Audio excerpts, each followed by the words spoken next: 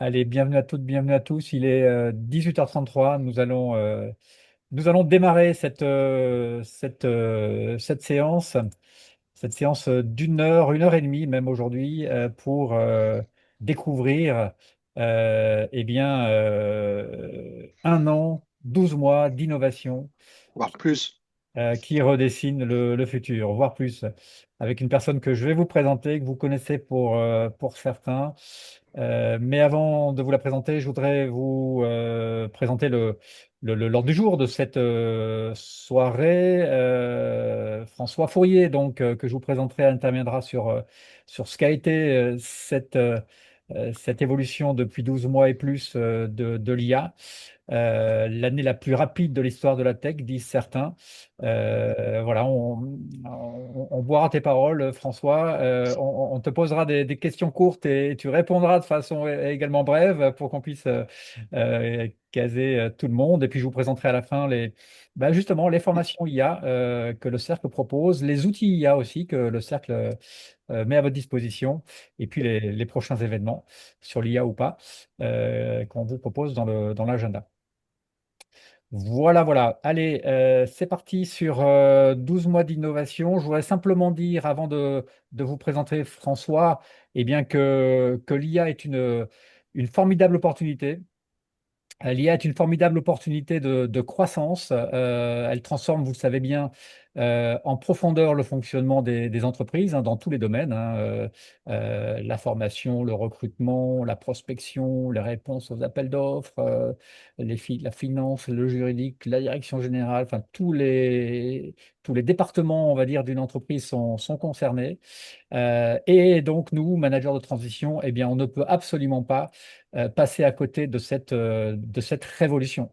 C'est donc la raison pour laquelle, au Cercle, on a décidé d'entreprendre trois actions pour vous. S'équiper d'outils IA. Tous les matins, vous recevez pour les abonnés les offres de mission, qui sont scrappées par un outil IA, qui sont en partie scrappées par un outil IA développé par François Fourier, que je vous présenterai. Et puis aussi, en grande partie aussi, le complément est assuré par Tiana qui est avec nous ce soir. Ça, c'est le premier outil. Et puis le deuxième qu'on a lancé la semaine dernière pour trouver des missions en analysant des offres de CDI et proposer vos missions aux entreprises qui recrutent des CDI, c'est le radar des missions. On va y revenir tout à l'heure, voilà, qui connaît un joli succès. Et c'est une nouvelle façon de trouver des missions ou d'en proposer en tout cas aux entreprises qui recrutent des personnes ou des cadres donc en CDI et qui mettront 3 à 6 mois pour équiper, pour s'équiper et pour voir l'arrivée de cette personne. Donc, s'équiper d'outils, c'est parti, on l'a fait. Et on a d'autres sujets à vous montrer. Vous proposez des formations. C'est parti aussi depuis un an pour savoir comment piloter des chantiers IA. Ça, c'est avec Stéphane Girardot et Gaël Gourmelon. Et puis, on va lancer ce soir une deuxième formation justement pour vous permettre de multiplier par 5 votre productivité grâce à l'IA, grâce à Notion, grâce à Make et aussi grâce à François Fourier et à Patrick Deolivier qui est là avec nous. Ça, c'est le deuxième point. Donc, des outils, de la formation. Et le troisième, c'est l'information, et c'est là où on arrive à l'intervention de François ce soir. Vous offrir de l'information, c'est l'objet de ce webinaire. François va vous présenter donc l'évolution, le panorama de l'évolution de l'IA depuis 12 mois, les 12 mois les plus rapides de la tech, je le disais. François est manager de transition, spécialiste en solutions IA. Voilà son profil LinkedIn. Mais je vais tout de suite vous mettre directement entre ses mains pour que on puisse boire ses paroles. J'ai déjà eu l'occasion d'écouter François. Je vais arrêter mon partage pour qu'il puisse se présenter. Et d'écouter François à plusieurs reprises, et notamment sur un point qu'il a fait il y a 3 mois sur l'évolution de l'IA depuis 9 mois seulement. C'était fascinant, c'était passionnant. Et je suis certain qu'on va passer une soirée euh, exceptionnelle. François, je te laisse la parole et représente-toi en 2 mots si tu le souhaites, bien sûr, avant d'entamer Ah, cette bien. magnifique présentation. Je te remercie, François. Merci de ton accueil déjà. Bonsoir à tous. Donc, François Fourier, moi, je suis chef de projet digital, donc spécialiste en parcours client B2B. Donc, j'ai plutôt un parcours startup. Et depuis 3 ans, comme beaucoup, je me suis spécialisé dans l'IA. J'avais, il y a 3 mois, effectivement, fait une présentation avec François et son équipe sur les nouveautés de l'IA depuis le début de l'année. En fait, je suis remonté un peu plus loin parce qu'il y a tellement de choses que c'est difficile de s'arrêter à quelques mois. Donc là, je vais vous faire un parcours que j'espère intéressant, pas forcément complet, parce qu'il y a beaucoup de choses sur les innovations, tout ce qu'il y a eu dans l'IA générative. Alors c'est pour ça que j'insiste, hein. Moi, mon domaine, c'est plutôt l'IA générative, hein. Le domaine de l'IA, on va dire, traditionnel, tout ce qui est deep learning, c'est plutôt 2010. Donc là, je remonte vraiment à quelques années en arrière quand c'est nécessaire, mais pas plus loin. Voilà. Donc, alors, on va commencer. L'idée, c'est déjà est-ce que tout le monde voit bien mon écran? C'est bon. Donc, on va faire rapidement un petit tour d'horizon sur les nouveaux modèles. Alors, petit disclaimer, quand je parle de modèles ou de LLM, de grands modèles de langage, pour moi, ça sera synonyme dans mon propos. Je parle vraiment de, voilà, de modèles IA génératifs, c'est ce qu'on appelle des modèles fondationnels, GPT, Gemini, etc. Donc, si vous entendez LLM, modèle, c'est à peu près la même chose dans cette présentation. Donc, on va voir là que la course au modèle le plus performant, elle fait rage. Elle se joue souvent dans un mouchoir de poche. On va commencer directement en utilisant un classement que j'aime bien qui s'appelle LM Arena, que peut-être certains d'entre vous ont déjà, connaissent déjà. Donc l'idée, en fait, c'est plutôt que de s'appuyer sur des tests automatiques, on va utiliser un test humain qui consiste à poser une question au modèle. Il va ensuite nous proposer une première réponse sans savoir quel est le modèle qui l'a généré, une deuxième réponse en face, et ensuite on est amené à désigner si c'est le modèle de gauche est le meilleur, le modèle de droite est meilleur, si c'est à égalité ou si les deux sont mauvais. À partir de là, le système génère un classement en utilisant la notation Elo, qui est la même notation qu'on utilise pour les joueurs d'échecs et qui permet de classer un peu les modèles entre eux. Je trouve ça assez intéressant parce que là, ce sont les humains qui font le classement et pas une machine. Alors, on va commencer directement. Donc, le premier, il était déjà le premier il y a 3 mois, c'est Gemini 2.5 Pro. Donc ça, c'était une bonne nouvelle, mais aussi une surprise parce qu'on n'avait pas l'habitude de voir Google dans les premiers du classement il y a quelques temps. Donc là, il est toujours en première position. Donc ça, c'est plutôt une bonne chose. Ensuite, on a Claude, qui est le modèle de la société Anthropique, pardon, qui est un peu moins connu, mais qui est très apprécié notamment dans les gens qui sont dans le marketing parce qu'il écrit plutôt pas mal. Donc, c'est un modèle qui se décline en plusieurs versions, dont une qui s'appelle Sonnet, qui est assez connue du marketing notamment. On a évidemment GPT-5 qui est sorti dans un peu une tourmente courant août et donc qui marche plutôt pas mal, qui est classé troisième dans ce classement. Ensuite, et là, c'est la surprise, Qwen. Alors, c'est un modèle qui n'est pas très connu, qui vient de l'entreprise Alibaba, donc entreprise chinoise, donc qui a sorti ce modèle qui était un peu connu des développeurs, mais là, il apparaît vraiment sur le devant de la scène et il fonctionne plutôt pas mal. Ensuite, on a Grok.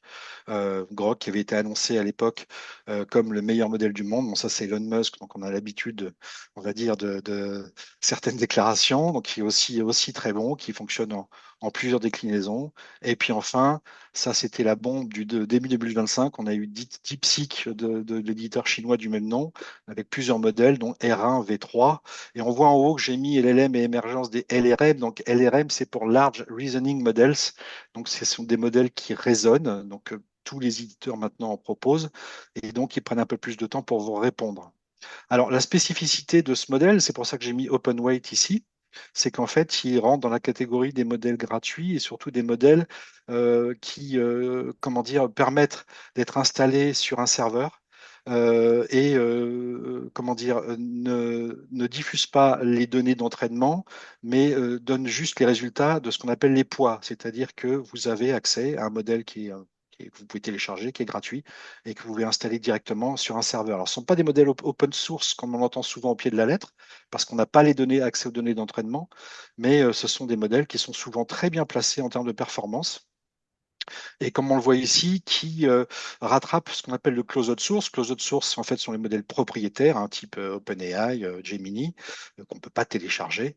Et sur ce graphe, vous voyez en fait une évolution ici sur 2 ans de l'écart de performance qu'il y avait entre les modèles propriétaires en orange et les modèles donc, ouverts en bleu. On avait un écart de 25% en termes de performance. Et maintenant, on est à un écart de moins de 5%. Donc, ça veut dire qu'on a des modèles open weight, donc ouverts, qui sont souvent gratuits et qui sont très performants. Malgré ça, on pourrait penser que ça serait le nirvana, mais en fait non, l'adoption elle est un peu en baisse. On est passé de 19 à 13%, tout simplement parce que ce sont des modèles qui supposent de s'installer on-premise, donc soit dans le cloud, soit sur des serveurs à demeure dans l'entreprise. Et ça pose des problèmes de maintenance, aussi de droit, de contrat. Donc c'est beaucoup plus compliqué que ce qu'on imaginait.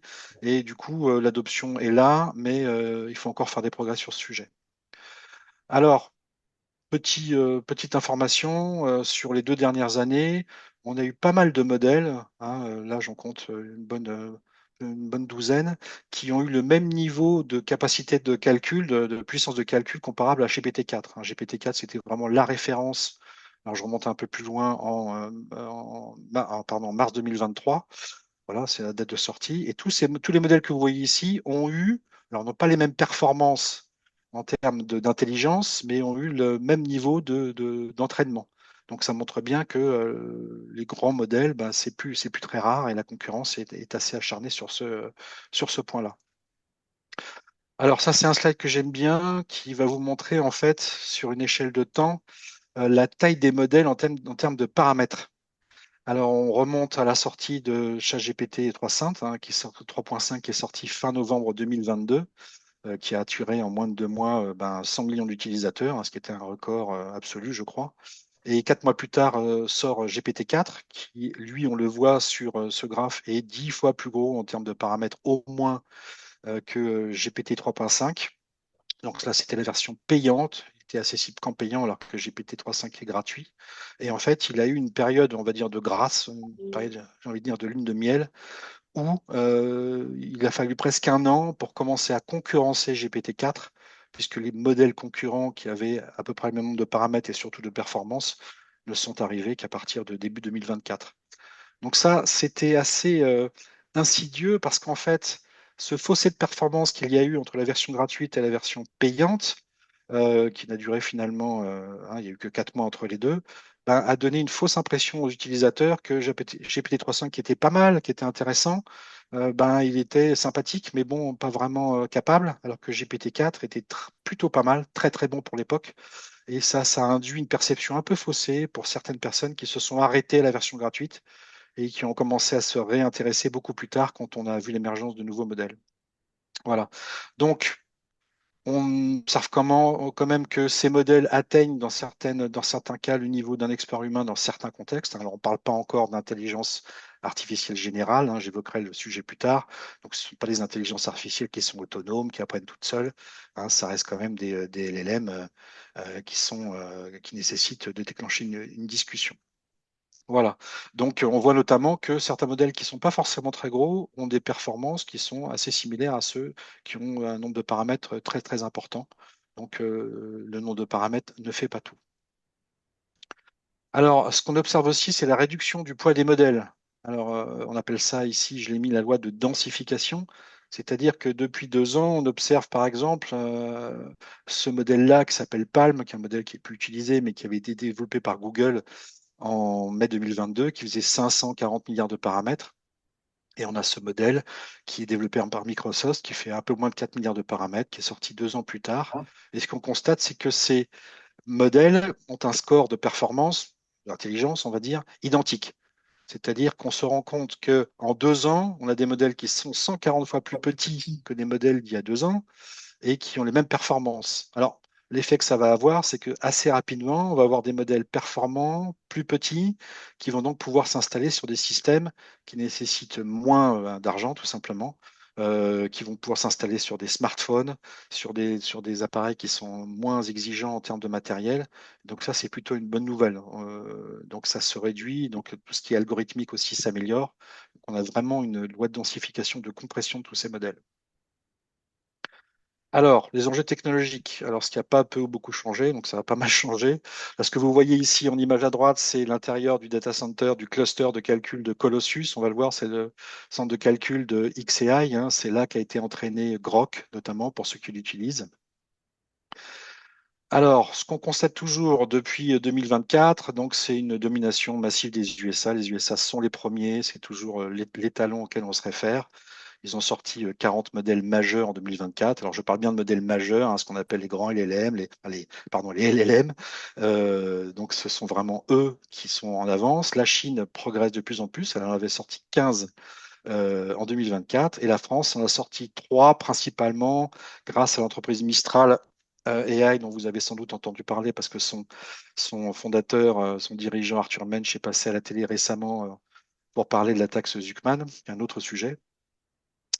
J'évoquerai tout à l'heure. Et là, on voit que la France est plutôt pas mal. On a ici un index global de classement de l'IA, qui est un classement mondial qui a été mis en place en 2019 par Tortoise Media. C'est un média britannique qui est spécialisé dans l'analyse économique. Voilà, donc ce classement est intéressant parce qu'il porte non pas sur la performance que de l'IA, mais sur plusieurs axes, hein. Il s'appuie sur une évaluation de plus de 80 pays, 120 indicateurs, et autour de 3 axes. Tout ce qui est la capacité de mise en œuvre, les moyens d'innovation, et puis évidemment le niveau d'investissement. Donc, les USA sont vraiment sur la note maximum, c'est la référence, rattrapée encore par la Chine. Là, on parle de résultats d'il y a à peu près un an et la France progresse puisqu'elle est cinquième sur ce classement. On constate d'ailleurs aussi assez étonnamment qu'on a Singapour en troisième position. Alors pourquoi ils sont là? Parce que Singapour a une place stratégique dans l'IA puisque c'est géographiquement proche de la Chine. Mais c'est aussi, ne sont pas soumis à l'embargo des USA concernant les importations des fameux GPU, des processeurs graphiques de la marque Nvidia, qui permettent l'entraînement et l'inférence des grands modèles. Donc ça leur confère une attractivité particulière pour les startups de l'IA dans le monde, et c'est pour ça qu'ils sont troisième. Voilà. Donc, alors je parlais d'IA, on va faire juste un petit détour. Donc, la Mistral IA, on appelle ça une décacorne, puisqu'elle a 10 fois la valorisation d'une licorne. Donc, je vous rappelle que la valorisation boursière équivaut à 1 milliard de dollars. Ils ont récemment ils ont été valorisés pardon, à presque 12 milliards d'euros. C'est une société qui a été fondée en 2023. Donc, Arthur Mensch est au centre, pardon, avec ses deux fondateurs, à gauche Timothée Lacroix et Guillaume Lample. Alors les trois sont, l'un pour Arthur Mensch vient du projet AlphaGo de DeepMind de Google. Vous vous rappelez peut-être de ce projet qui avait battu le joueur Lee Sedol au jeu de Go en 2016. Et les deux autres ont travaillé pour Meta, donc notamment sur les modèles OpenWeight que j'ai évoqués tout à l'heure, qui s'appellent Llama. Voilà, donc ce sont des gens qui sont déjà dans l'IA depuis pas mal de temps. Alors, Mistral AI, qu'est-ce que c'est? Ben, ils ont 350 employés, voilà, 15 modèles et un chat. Alors, j'ai mis ça parce que, en fait, ils ont un produit qui s'appelle le chat que je montrerai tout à l'heure. Ils ont quelques modèles qui sont intéressants, notamment Codestral, qui est en troisième position sur la génération de code, donc derrière les modèles de Claude et de DeepSeek, notamment le chinois, qui est très performant. Là, on est dans un classement LM Arena qui est très récent, de septembre 2025. En texte, ils sont 14e avec leur LLM Mistral Medium et en vision, ils sont 21e. Alors, il faut savoir que ces classements sont, je dirais, on va dire oui, c'est pas très bon. En fait, ces classements sont relatifs dans le sens où tout ce que je vous ai montré tout à l'heure, ça se joue vraiment dans un mouchoir de poche. Les écarts, quelquefois, sont très, très faibles. Et c'est là-dessus d'ailleurs que se basent les éditeurs pour essayer d'être le premier. Mais quelquefois, ça se joue vraiment à 2-3 points d'écart. Donc, je vous invite à les tester au travers de leur interface qui s'appelle Le Chat. Voilà, où vous retrouvez les outils classiques qu'on utilise dans les chatbots. Je crois que c'est gratuit et ça marche plutôt pas mal. Donc, alors, ça nous amène à voir un petit peu le bilan des forces en présence. Là, avec difficulté, j'ai essayé de rassembler des chiffres pour faire une estimation du nombre d'employés en 2025. On constate que c'est une projection. Alors, Mistral AI, on en est à peu près sûr parce qu'ils l'ont annoncé sur leur document de presse, sur leur levée de fonds, où ils ont leur valorisation, ils sont à peu près 350. Et vous voyez que chez OpenAI, ils sont 3000 au moins. Donc, on est à un ratio de x10 entre les deux entités. DeepSeek 200, XAI 1200. On voit que Google et Meta AI sont 2600, 3400. Microsoft AI, alors, sont beaucoup parce que en fait, ils s'occupent aussi de tout ce qui est l'équipe produit Copilot pour tous ceux qui utilisent la suite 365 et tout aussi l'offre cloud avec Azure. Donc, c'est difficile en fait de départager qui s'occupe exactement de quoi, mais ça vous donne un ordre d'échelle des masses en présence. Et en termes de chiffre d'affaires, pareil, ce sont des projections. Mistral est à 120 milliards, pardon, 120 millions d'euros pour 2025, quand OpenAI est à 12 milliards, donc un rapport de x100 entre les deux entités, ce qui est quand même pas rien et ce qui montre que bon voilà, OpenAI a quand même s'ils sont pas rentables, ils ont quand même une longueur d'avance et même les ténors comme Google, Meta et Microsoft sont vraiment pas au niveau. On est à 1 milliard, 2 milliards, 2,5. Ce ne sont pas des chiffres exacts, hein, ce sont des évaluations qui sont basées sur les abonnements, les offres pro et les contrats entreprises, mais ça donne quand même une idée du panorama économique du marché actuel. Alors les pièces, elles deviennent assez rares, hein. On a ici une copie écran d'un classement d'un fonds américain de capital risque qui s'appelle Andreessen Horowitz, surnom c'est A16Z, hein, qui a été comment dire, initié en 2009. Donc il publie tous les ans un classement annuel des 100 meilleurs produits utilisant l'intelligence artificielle générative selon plusieurs critères. Donc je ne rentre pas dans le détail, mais il est assez intéressant, il fait un peu référence. On voit toujours les mêmes acteurs, hein, ChatGPT, Gemini, DeepSeek, Grok, tous ceux que vous connaissez. Caractère AI qui est très très peu utilisé en France, mais qui est beaucoup utilisé aux États-Unis. Hein, on discute avec Einstein, Rembrandt, qui vous voulez. Donc, mais ici, ça ne marche pas tellement. Voilà, on retrouve aussi Perplexity, dont je parlerai beaucoup tout à l'heure, qui est un outil de recherche d'informations en ligne basé sur l'IA. Et ce qui est intéressant de voir, c'est que depuis 2024, en fait, on n'a eu que 11 nouveaux entrants sur cette année par rapport à 14 en 2024, ce qui indique une stabilisation du marché, mais aussi une vue d'usage et surtout le fait que c'est difficile de rentrer dans les premières positions. Donc là, on voit qu'il y a des usages de type voilà, chatbot compagnon, le vibe coding, donc le codage assisté par rapport à l'IA, tout ce qui est agentique, je vais évoquer le sujet après, mais aussi des valeurs sûres, hein, qu'on a évoquées, donc Qwen et puis Quark aussi, qui sont des solutions chinoises. Alors, pour tout ça, il faut bien sûr beaucoup d'infrastructures. Donc là, je vous montre la photo donc, qui vient de XAI elle-même. Donc, c'est le centre de calcul Colossus qui a été construit en seulement 4 mois et qui comporte 200 000, qui a commencé avec 100 000 GPU, donc ces fameux processeurs graphiques. Hein, vous avez un exemple en haut, ce sont des cartes qui sont présentées comme ça. Donc, il y en a 100 000 dedans. Chaque carte coûte à peu près 25 000 euros. Donc, vous faites le ratio. Donc, on est à peu près 2 milliards et demi d'euros juste au niveau des cartes. Maintenant, il y en a 200 000. Et XAI, donc Elon Musk, vise 1 million de cartes dans ce data center, ce qui ferait l'équivalent en consommation énergétique d'une tranche nucléaire. Donc, on est vraiment sur des enjeux assez importants. Aussi, on ne s'arrête pas là. Ben, Meta, donc Mark Zuckerberg, hein, Meta, c'est donc filiale qui inclut Facebook, a prévu la construction qui est en cours de deux énormes clusters de calcul. Donc Prometheus qui est en cours, qui sortira en 2026, qui est de terre, donc pour 1 gigawatt, et Hyperion, donc qui est montré ici, qui montre en fait la surface rapportée à celle de Manhattan, environ 40 hectares, l'équivalent en consommation de 4 millions de foyers en consommation électrique avec 5 gigawatts, rapporté à des tranches et presque 5 tranches de centrales nucléaires. Donc ça reste on va dire, des projets qui sont assez énormes. Et Meta, eux, ce qu'ils visent directement, c'est ce qu'on appelle la super intelligence. Donc c'est vraiment le stade ultime où l'intelligence artificielle pourrait prendre le relais. Mais on n'en est pas encore là. Et c'est juste pour vous montrer que bon, ça se développe beaucoup outre-Atlantique. Voilà, donc pour faire une synthèse des grands projets, donc vous avez sans doute entendu parler du projet Stargate en janvier 2025, hein. C'est Donald Trump, en présence de Sam Altman, qui en a parlé, en annonçant une phase initiale de 100 milliards de dollars qui seront disponibles tout de suite, hein, principalement pour construire les data centers qu'on a vus précédemment, et jusqu'à 500 milliards en 2029. Voilà, c'est pour créer un réseau de centres de données et surtout d'énergie qui va pouvoir alimenter tout ça. Alors, l'Europe n'est pas en reste non plus. Vous vous souvenez peut-être qu'en février 2025, Paris a accueilli donc, le sommet mondial, le sommet de l'action sur l'IA. Donc, lors de cet événement, Emmanuel Macron donc, a annoncé 109 milliards d'investissements qui sont privés.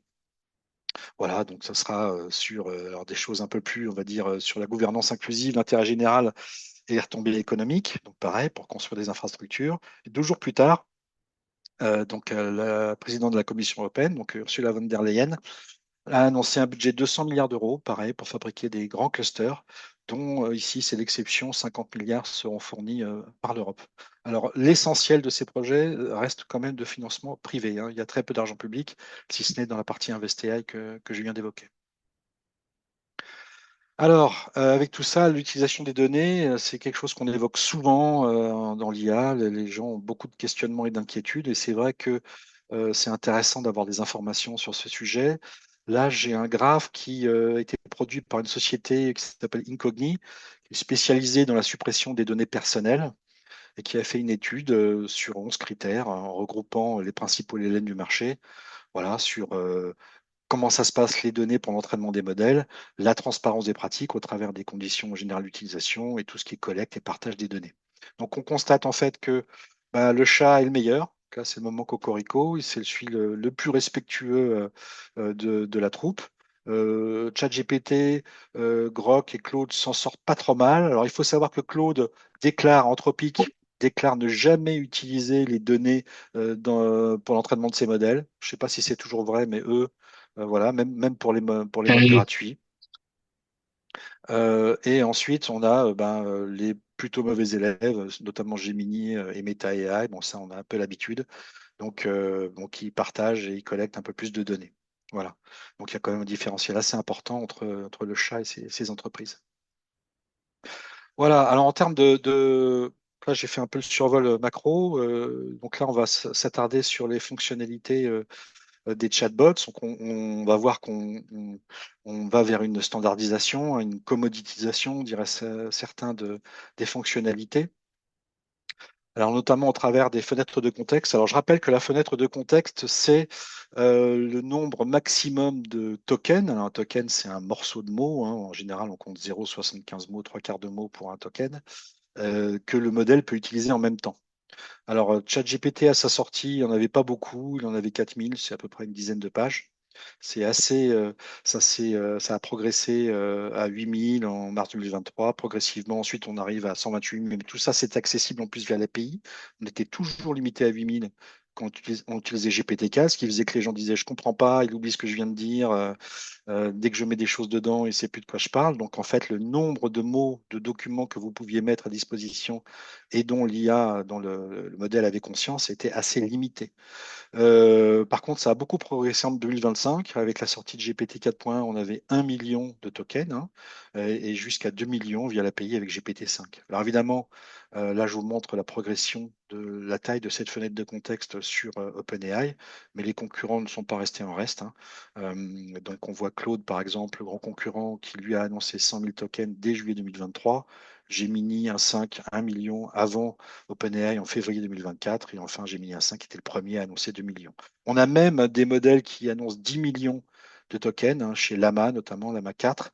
Mais il faut savoir que ce n'est pas parce qu'on a plus de tokens, donc on peut gérer plus de données, que c'est mieux, hein. On peut avoir plus de bruit, on peut avoir moins de précision, moins de précision. Il ne suffit pas de balancer des données en vrac, une bibliothèque entière à une IA pour qu'elle se débrouille. Il faut quand même faire un peu attention et donner des choses qui sont un peu qualitatives. Mais bon, ça reste quand même intéressant de voir qu'aujourd'hui, le million de tokens devient la référence. Je vous ai mis en exemple le volume, hein, de tokens que représente un roman comme Guerre et Paix, hein, qui fait à peu près 2000 pages. Donc, très bien pour ceux qui ont pu le lire, qui est là. Voilà. Donc, ça veut dire qu'on peut vraiment, maintenant, je dirais que les modèles encaissent vraiment beaucoup de données. C'est très intéressant, notamment dans le monde du développement. On a souvent des grosses bases de code à analyser et il faut des grandes fenêtres de contexte. Alors, je vais faire un détour rapide sur les fonctions communes à tous les chatbots d'IA générative, parce que maintenant, ce sont des fonctions qui sont un peu standardisées. Ce qu'on a maintenant systématiquement, c'est une recherche en ligne, hein. Quand vous êtes sur ChatGPT, Gemini, d'autres éditeurs, bah, vous avez toujours maintenant une possibilité d'aller chercher sur le web. On ramène les informations. Vous avez les petits chiffres qui vous donnent les sources. Donc ça devient assez commun. Alors, je vais parler plus tard des index qui vont servir à constituer ces sources de données. Mais sachez que tout bon modèle, tout bon chatbot dispose maintenant d'une connexion au web. Tout ça aussi pour pallier à ce que vous connaissez sans doute, ce qu'on appelle la coupure de connaissances. Les modèles qui sont entraînés sur des données le sont jusqu'à une certaine date. Ils ne sont pas forcément au courant de ce qui s'est passé la veille et ils se servent du web pour ça. On a aussi la génération d'images. Ça, c'est devenu un classique. On l'a quasiment partout. Soit ils reposent sur des modèles internes, soit sur des modèles avec lesquels ils ont des accords. Donc, soit on génère une image, ou on peut aussi donner à l'inverse une image en analyse. On a les fonctions de recherche avancées, notamment Deep Research, qui est un mode dit agentique, c'est-à-dire on donne une information, des instructions très précises au chatbot qui va lui-même chercher sur le web, ramener des informations et faire une analyse. C'est un usage qui est assez étonnant, qui ramène quelquefois des données qui surprennent les utilisateurs, même dans la recherche académique, par la profondeur et l'analyse de la recherche. Je vous invite souvent, enfin, si vous avez des demandes spécifiques et vous avez besoin de faire une analyse, le mode Deep Research est très intéressant. Ensuite, on a évidemment la génération de code, hein. Vous pouvez même maintenant, avec des chatbots, directement créer un site web. Voilà, il vous génère le code, vous n'avez plus qu'à l'exécuter et votre site web est généré. Il vous assiste aussi sur la correction, et la modification et l'ajout de code.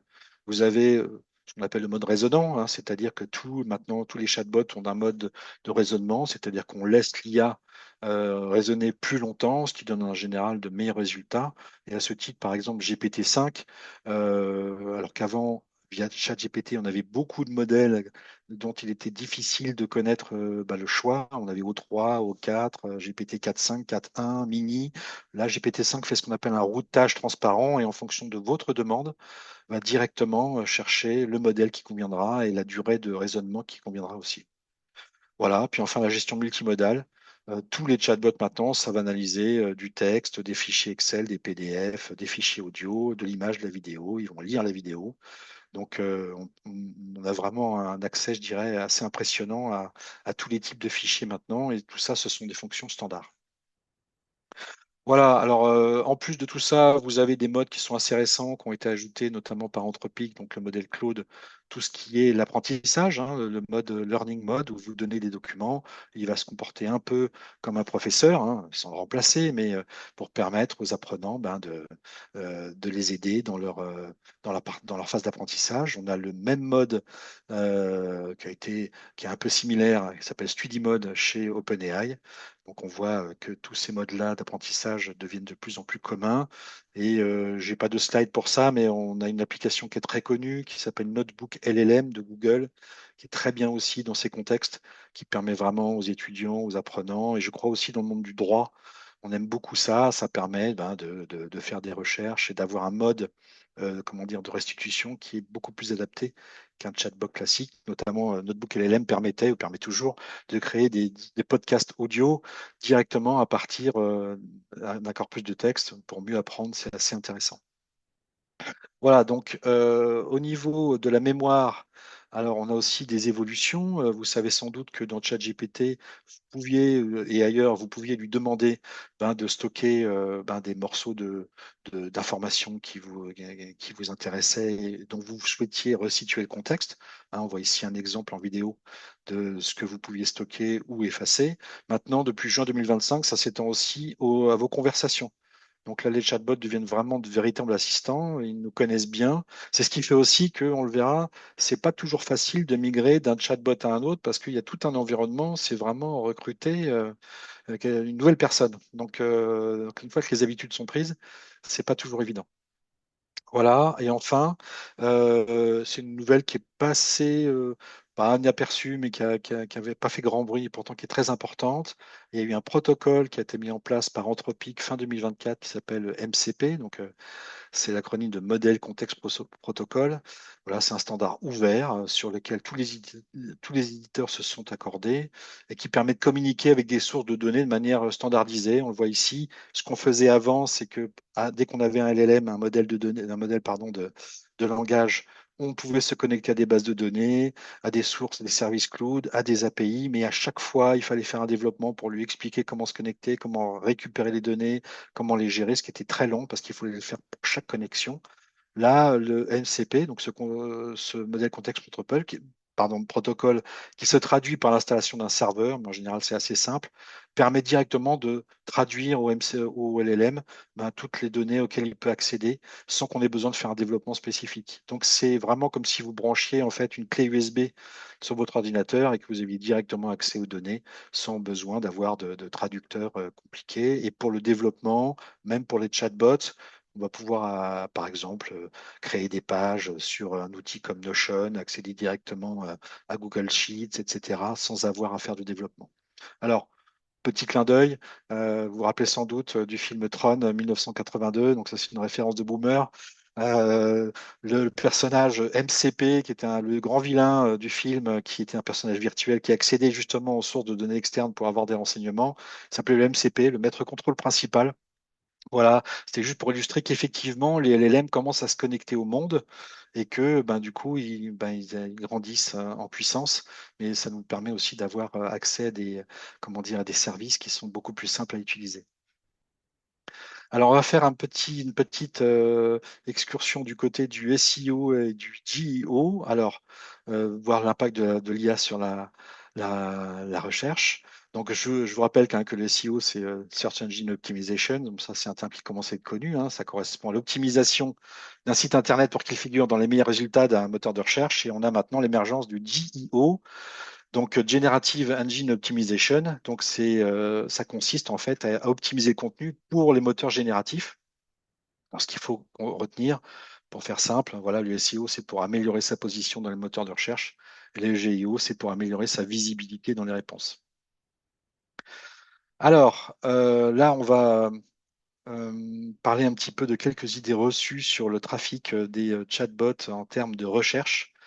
Vous avez sur la gauche, ces deux colonnes montrent l'évolution du nombre de recherches qu'il y a eu entre avril 2023 et mars 2024 sur les moteurs de recherche. Donc, je pensais principalement Google, qui montre qu'on a eu 1800 milliards de pages qui ont été, de requêtes qui ont été effectuées, à comparer aux 55 milliards de requêtes qui ont été faites sur les chatbots. Donc, ça veut dire qu'il y a 30 fois moins de trafic concernant la recherche sur les chatbots. Donc, on entend souvent dire que les chatbots sont en train de tuer Google. C'est à relativiser. Bien sûr, les recherches, les intentions de recherche ne sont pas toujours les mêmes, hein. On ne cherche pas forcément de la même manière, mais l'écart reste quand même très important. Le moteur de recherche surpasse encore largement les chatbots en termes de trafic. Alors justement, quand on parle de la taille des index, c'est-à-dire du nombre de pages indexées par les moteurs de recherche, on va s'apercevoir qu'il y a des différences assez notables, hein. Il faut savoir que quand vous faites une recherche sur un chatbot et qu'il va chercher dans un index, la taille de cet index est limitée. Alors la taille ne fait pas tout, mais si vous avez un sujet un peu spécifique, il se peut qu'il n'existe tout simplement pas dans l'index. Donc, on estime à l'heure actuelle, encore une fois, ce sont des estimations qui sont basées sur pas mal de recoupements, mais aucun éditeur, aucun moteur de recherche ne publie exactement la taille de son moteur. On sait que Google, c'est à peu près 500 milliards de pages qui ont été indexées, hein. Je vous rappelle qu'il a plus de 25 ans, hein, donc ils ont eu un peu le temps quand même, et ils ont l'infrastructure pour ça. Perplexity a annoncé il y a 3 jours, j'ai dû modifier mon slide, de 50 milliards de pages, ce qui est pas mal, mais c'est quand même 10 fois plus petit. Alors Perplexity, pour mémoire, c'est un chatbot qui est spécialisé dans la recherche en ligne, qui est très apprécié, parce il est plutôt rapide, il est efficace, mais donc qui a un index propriétaire, hein, qui est limité, donc qui est 10 fois plus petit que Google. Enfin, on a Anthropic, hein, le modèle Claude, qui lui a un index qui s'appelle Brave Search. Alors, ce n'est pas son index. Brave Search, c'est un index propriétaire indépendant, mais Anthropic s'en sert, qui fait à peu près 40 milliards de pages. Et puis enfin, on a l'index Bing, donc Microsoft, qui est utilisé par OpenAI, qui est beaucoup plus petit, qui fait à peu près 15 milliards de pages. Alors évidemment, ce sont des estimations. Si vous avez des chiffres plus précis, je serais ravi de les avoir. Donc, alors ce qu'il faut savoir aussi, et ça a été découvert il y a quelques semaines, quelques mois à peine, c'est que Perplexity et Bing, ils se servent pas mal des informations de Google. C'est-à-dire qu'on a détecté que l'ordre des résultats dans lequel a été affichés les liens correspondait exactement à ceux de Google et que ça pouvait plus être une coïncidence. Donc, ils utilisent des services externes comme SERP API. Vous vous connectez, vous payez, vous pouvez directement avoir les résultats de Google dans votre outil. Alors ça, ils n'en parlent pas. C'est pas illégal, bien sûr, c'est une pratique qui est tout à fait, comment dire, autorisée, mais ça montre bien qu'il y a une dépendance encore assez forte à l'index de Google et que ces outils-là seuls, ils sont un peu déficients dès qu'on commence à chercher des informations un peu spécifiques. Voilà, donc ça, faut pas l'oublier. Alors, aussi, je finirai avec ça sur le SEO. Vous avez peut-être entendu parler que Google va sortir un nouveau mode qui s'appelle AI Overview, c'est ce qu'on appelle les aperçus IA, c'est-à-dire un résumé qui est généré par intelligence artificielle, par Gemini typiquement. On n'y a pas encore accès en France pour des raisons de régulation et aussi de lois qui sont complexes pour Google. Donc, du coup, ce à quoi vous avez accès en France, c'est ce qu'on appelle une SERP classique. Alors, SERP, c'est Search Engine Result Page, c'est la page de résultats que vous avez quand vous faites une requête sur Google ou un moteur de recherche. Vous avez les résultats payants, vous avez ce qu'on appelle la feature snippet, les résumés, le résumé de la page, mais qui n'est pas généré à partir par IA. Et vous avez le contenu organique, c'est-à-dire les liens non payants. Par contre, quand vous faites une requête depuis les USA, vous avez l'IA Overview qui s'affiche en haut, donc un résumé généré par IA à partir du contenu des meilleurs sites positionnés, et vous retrouvez dans le même ordre les contenus payants, la feature snippet et la recherche organique. Alors, tout ça, ça a un effet assez important qu'on constate depuis la sortie de ChatGPT, qui n'est pas lié qu'à la sortie de ce que je viens d'évoquer sur les overviews, les aperçus IA de Google, mais une baisse très importante du trafic des sites qui sont purement informationnels. Si vous regardez ici, on remonte à fin 2022, on est à juillet 2025. Les sites comme Doctissimo, Marmiton, Lingui, Wikipédia, ben, leur trafic baisse énormément parce que beaucoup de recherches sont quand même faites sur les chatbots. Donc ça a un effet important et j'en finirai aussi avec ce qu'on appelle le phénomène du zéro-click search. Les gens, une fois qu'ils ont l'information sur la page de résultats, bah, quelquefois ne cliquent tout simplement pas sur les liens organiques ou les liens payants. Donc, il y a un effondrement du trafic de certains sites parce que Google leur donne tout de suite la bonne réponse. Voilà, donc ça, c'est un changement profond pour les gens qui font du SEO et qui doivent s'adapter à cette situation. Alors, en termes de trafic global, donc là, on va parler vraiment du trafic des chatbots global dans le monde qui ne s'arrête donc pas à la recherche. On constate depuis 12 mois progression à x10, notamment pour ChatGPT. Donc, il y a vraiment une embellie notable donc, sur les principaux chatbots, mais on voit que les autres, les concurrents stagnent. Donc, on retrouve une situation similaire à celle qu'on a eue avec Google où ChatGPT devient le Google des chatbots et mange un peu tout le trafic. Et si on répartit ce trafic en globalité sur 10 000 outils, donc là c'est une autre étude de One Little Web qui a fait une étude sur 10 000 outils en constatant que ben, il y a quasiment la moitié du trafic des chatbots et des outils IA plus généralement qui est consommé par ChatGPT.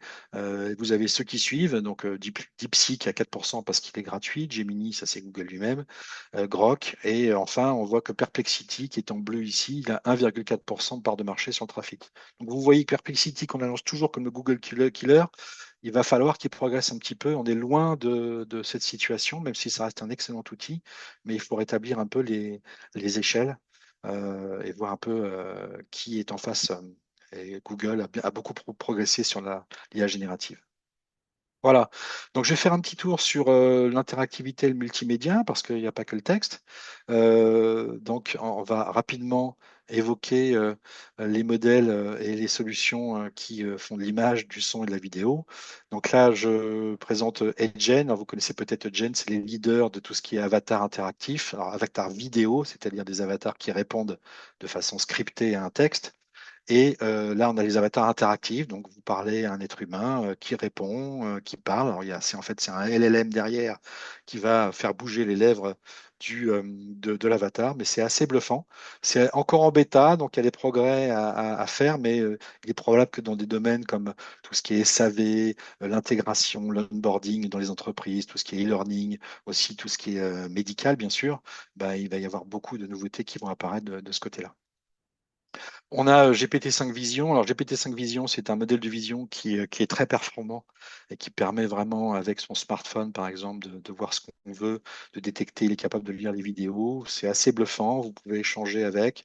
Il suffit de déclencher la caméra sur votre téléphone pour qu'il ait accès au monde et vous explique ce qu'il voit et vous pouvez échanger avec lui. Essayez-le, c'est assez étonnant. Vous avez un modèle comme Eleven Labs Eleven Labs, ce sont les champions de ce qu'on appelle les IA, les agents conversationnels, hein, encore appelés les callbots. Si vous avez déjà reçu des appels avec une voix d'intelligence artificielle, ce sont eux qui sont responsables. Alors, ils ont progressé. Maintenant, ils arrivent à générer des voix en détectant les émotions de leur interlocuteur et en générant eux-mêmes des émotions. Donc, il va devenir de plus en plus difficile de distinguer l'humain de la machine dans ce contexte. Vous avez aussi Gemini Live, hein, qui est un peu le pendant de GPT-5 Vision. Vous lui montrez un problème, là, je crois que c'est un problème de couture. À gauche, c'est une reconnaissance dans l'appareil électroménager, des conseils d'achat. Donc, il est capable directement de vous donner des conseils à partir de la vidéo, d'images. Pareil, comme c'est le concurrent de GPT-5, ça marche très bien. Et enfin, on sort un peu de l'informatique puisque fin août, Samsung voilà, a déclaré vouloir intégrer Copilot, Microsoft Copilot, donc il y a de Microsoft. Il faut savoir que Copilot s'appuie essentiellement sur les modèles d'OpenAI. Et donc, ça va être intégré directement dans les télévisions. Là, pour l'instant, dans la télévision, vous avez ce qu'on appelle les assistants vocaux, hein, un peu comme Siri et Alexa, etc., mais qui sont quand même pas top. Et là, vous allez avoir vraiment une vraie IA qui sera intégrée directement dans la télévision. Donc ça ne se cantonne plus seulement à la sphère informatique.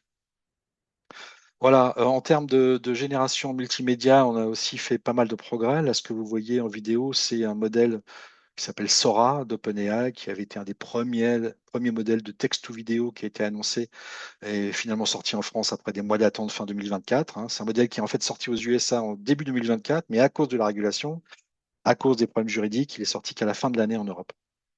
Voilà, donc c'est assez performant, très réaliste, et c'est ce type de modèle justement qui pose question sur la génération des deepfakes, parce que les réseaux sociaux sont envahis par ces vidéos et il devient de plus en plus difficile de distinguer le vrai du faux. On a Midjourney, qui est un autre modèle qui a commencé par l'image, donc qui générait de belles images qu'on voit à droite, et très plébiscité notamment par les créateurs de contenu, par la précision de ses détails, et maintenant qui se lance aussi dans la vidéo. Donc on est vraiment là dans ce qu'on appelle le task to task, hein. Ce sont des modèles qui font du text to speech, text to image, image to vidéo, vidéo to audio, texte to 3D, audio to vidéo. Ça va dans tous les sens. Et là, ça remet vraiment en question tous les créateurs de contenu, pas seulement à l'écrit, mais tout ce qui est photographe, image, réalisateur, cinéma, monteur son. Toutes les professions sont concernées par ces outils, on ne peut plus les ignorer. Un autre modèle qui est intéressant, c'est celui de OpenAI, qui s'appelle GPT Image, qui est sorti assez récemment. Il est assez intéressant parce que lui, il permet de notamment générer du texte de façon très précise, ce qui est souvent le point faible par exemple, Midjourney que j'ai évoqué précédemment, qui est complètement nul dans le texte. Là, lui respecte bien et aussi permet de faire ce qu'on appelle du placement produit. Il est très persistant sur les sujets, ce qui est aussi un des points faibles des IA génératives dans l'image. C'est en train de s'améliorer. Vous donniez un sujet et puis à chaque fois vous redemandiez de générer une image, une vidéo, ben, le sujet ou l'objet changeait à chaque fois. Donc c'est vraiment un modèle qui est pensé pour les pros et qui d'ailleurs a été intégré dans Photoroom, qui est une autre startup française qui marche très bien, qui fait de la retouche photo et qui l'a intégré dans ses produits. Voilà, je finirai avec Gemini, VO3. Voilà, donc c'est un autre modèle vidéo qui est très apprécié des créateurs de contenu, alors là, on voit des choses un peu délirantes, mais il fait des choses rapidement et de très très bonne qualité. Donc c'est un concurrent direct des modèles que je vous ai présentés précédemment. Et enfin, on a un modèle qui est très puissant, qui s'appelle Nano Banana. Ça, c'est son autre code, qui est en fait créé par Gemini et qui permet de faire de la retouche d'image à tel point qu'on appelle le Photoshop Killer. Alors, je ne sais pas si c'est vrai, mais vous pouvez faire de la retouche d'image uniquement à la voix ou au texte. Bah, ça vous permet de faire la retouche photo. Donc là, c'est aussi un game changer pour tout ce qui est métier de la photographie. Voilà, donc on va passer à l'agentique, à l'IA agentique, hein, donc tout ce qui concerne la connexion au monde et l'autonomie. Alors je vous rappelle que le terme agentique, on l'entend un peu à toutes les sauces. Il est issu de l'anglais agency, hein, ce terme qui signifie que la capacité d'une IA pour agir de façon autonome et de prendre des initiatives avec un minimum d'intervention humaine. Donc c'était vraiment le buzzword 2025, mais il commence à prendre réalité. Hein, c'est l'IA agentique. Alors, on peut l'illustrer ici avec un projet qui n'est pas récent, mais qui avait été créé qui est toujours en bêta d'ailleurs, qui a été créé par Google, qui s'appelle Project Mariner, qui permet en fait de passer d'un usage conversationnel, voilà, à l'assistance d'un véritable agent. Ce qu'on voit ici à l'écran, ça va reboucler. C'est tout simplement, je cherche une recette de goulash, cherche dans mon Google Drive pour voir si je parle de cette recette. Il est en train de le faire. Il récupère la liste des ingrédients. Et il va aller ensuite sur Internet les chercher, les acheter pour vous et vous êtes livré sans qu'il y ait aucune intervention de votre part. Alors, j'évoque un peu ce sujet parce que souvent il y a de la confusion sur ce qu'est un agent IA ou pas un agent IA par rapport à ce que vous connaissez.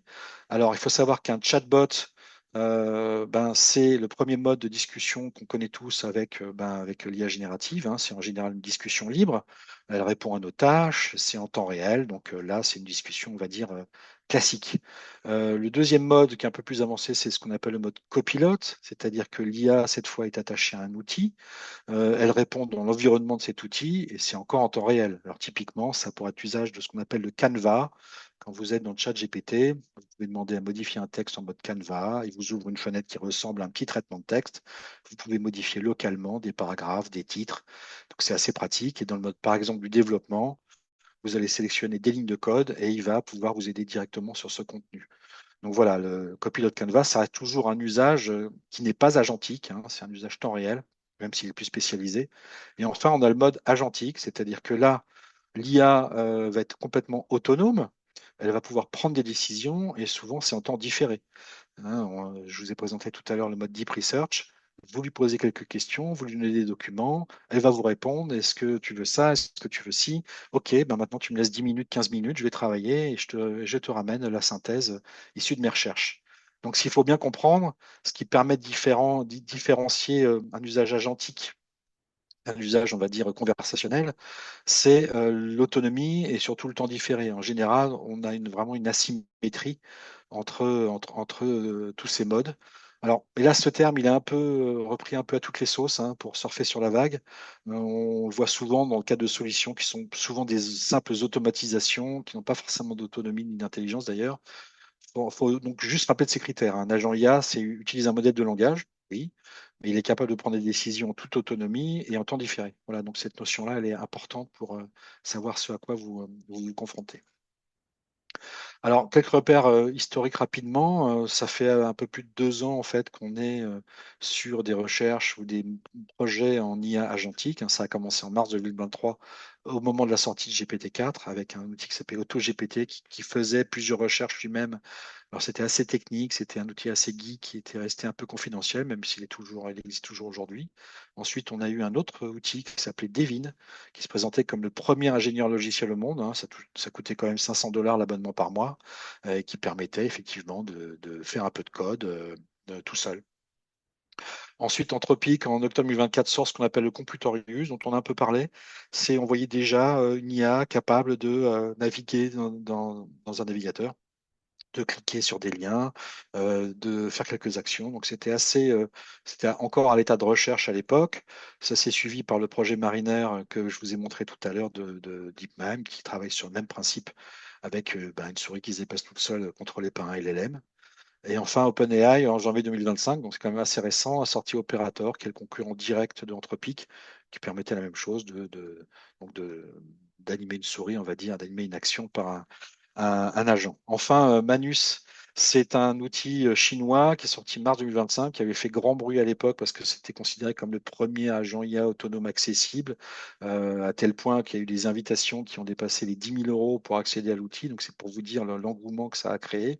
Aujourd'hui, il est un peu moins à la mode parce qu'il y a plus d'outils agentiques, mais il marche pas mal. Il reste quand même un petit peu cher à mon sens. Alors enfin, en juillet 2025, OpenAI, suite à toutes ces expérimentations, sort son vrai agent. Donc la vidéo d'ailleurs nous résume l'usage, hein. Elle peut chercher, elle peut faire un exemple de réservation de voyage pour nous, elle peut générer du code directement, elle peut se connecter à nos applications, hein, tout ce qui est email, elle peut aussi aller générer notre planning, et puis elle peut même générer tout ce qui est présentation, feuille de calcul. Donc ça va assez loin. Donc là, les usages sont pas c'est pas une liste exhaustive, hein, mais ça vous montre un petit peu ce que ça peut faire. Donc, je vous invite à le tester. Dès que vous avez un abonnement plus, vous testez l'agent, vous lui donnez des informations, il ouvre en fait un ordinateur et il se débrouille tout seul. Donc, ce que ça va donner, c'est quelque chose qui arrive maintenant, c'est ce qu'on appelle la Tabs War. Alors, n'avez peut-être pas entendu parler. En français, la guerre des onglets, donc c'est beaucoup moins sexy. Mais en fait, on va fusionner les IA et les navigateurs. Donc ça a déjà commencé. Je pense que ça va arriver un peu plus tard en France et en Europe à cause des problèmes de RGPD, mais on commence à voir des projets, notamment Gemini Chrome, où vous allez pouvoir avoir directement Gemini dans votre navigateur. Vous allez pouvoir poser des questions directement dans vos onglets. Il va être au courant des onglets qui sont ouverts. Bref, ça va assez loin. Et donc, vous avez vraiment une fusion IA et navigation. Alors, tout le monde s'y met. Vous avez une autre entreprise qui s'appelle DIA, pardon, qui s'appelle The Browser Company, qui avait fait un autre navigateur, peut-être connu de certains ici, qui s'appelle Arc, qui était déjà assez avancé, qui inclut un petit peu d'IA. Ils en ont créé un autre qui s'appelle DIA, qui est toujours en bêta. Vous avez Microsoft qui s'y met avec Edge en ajoutant Copilot.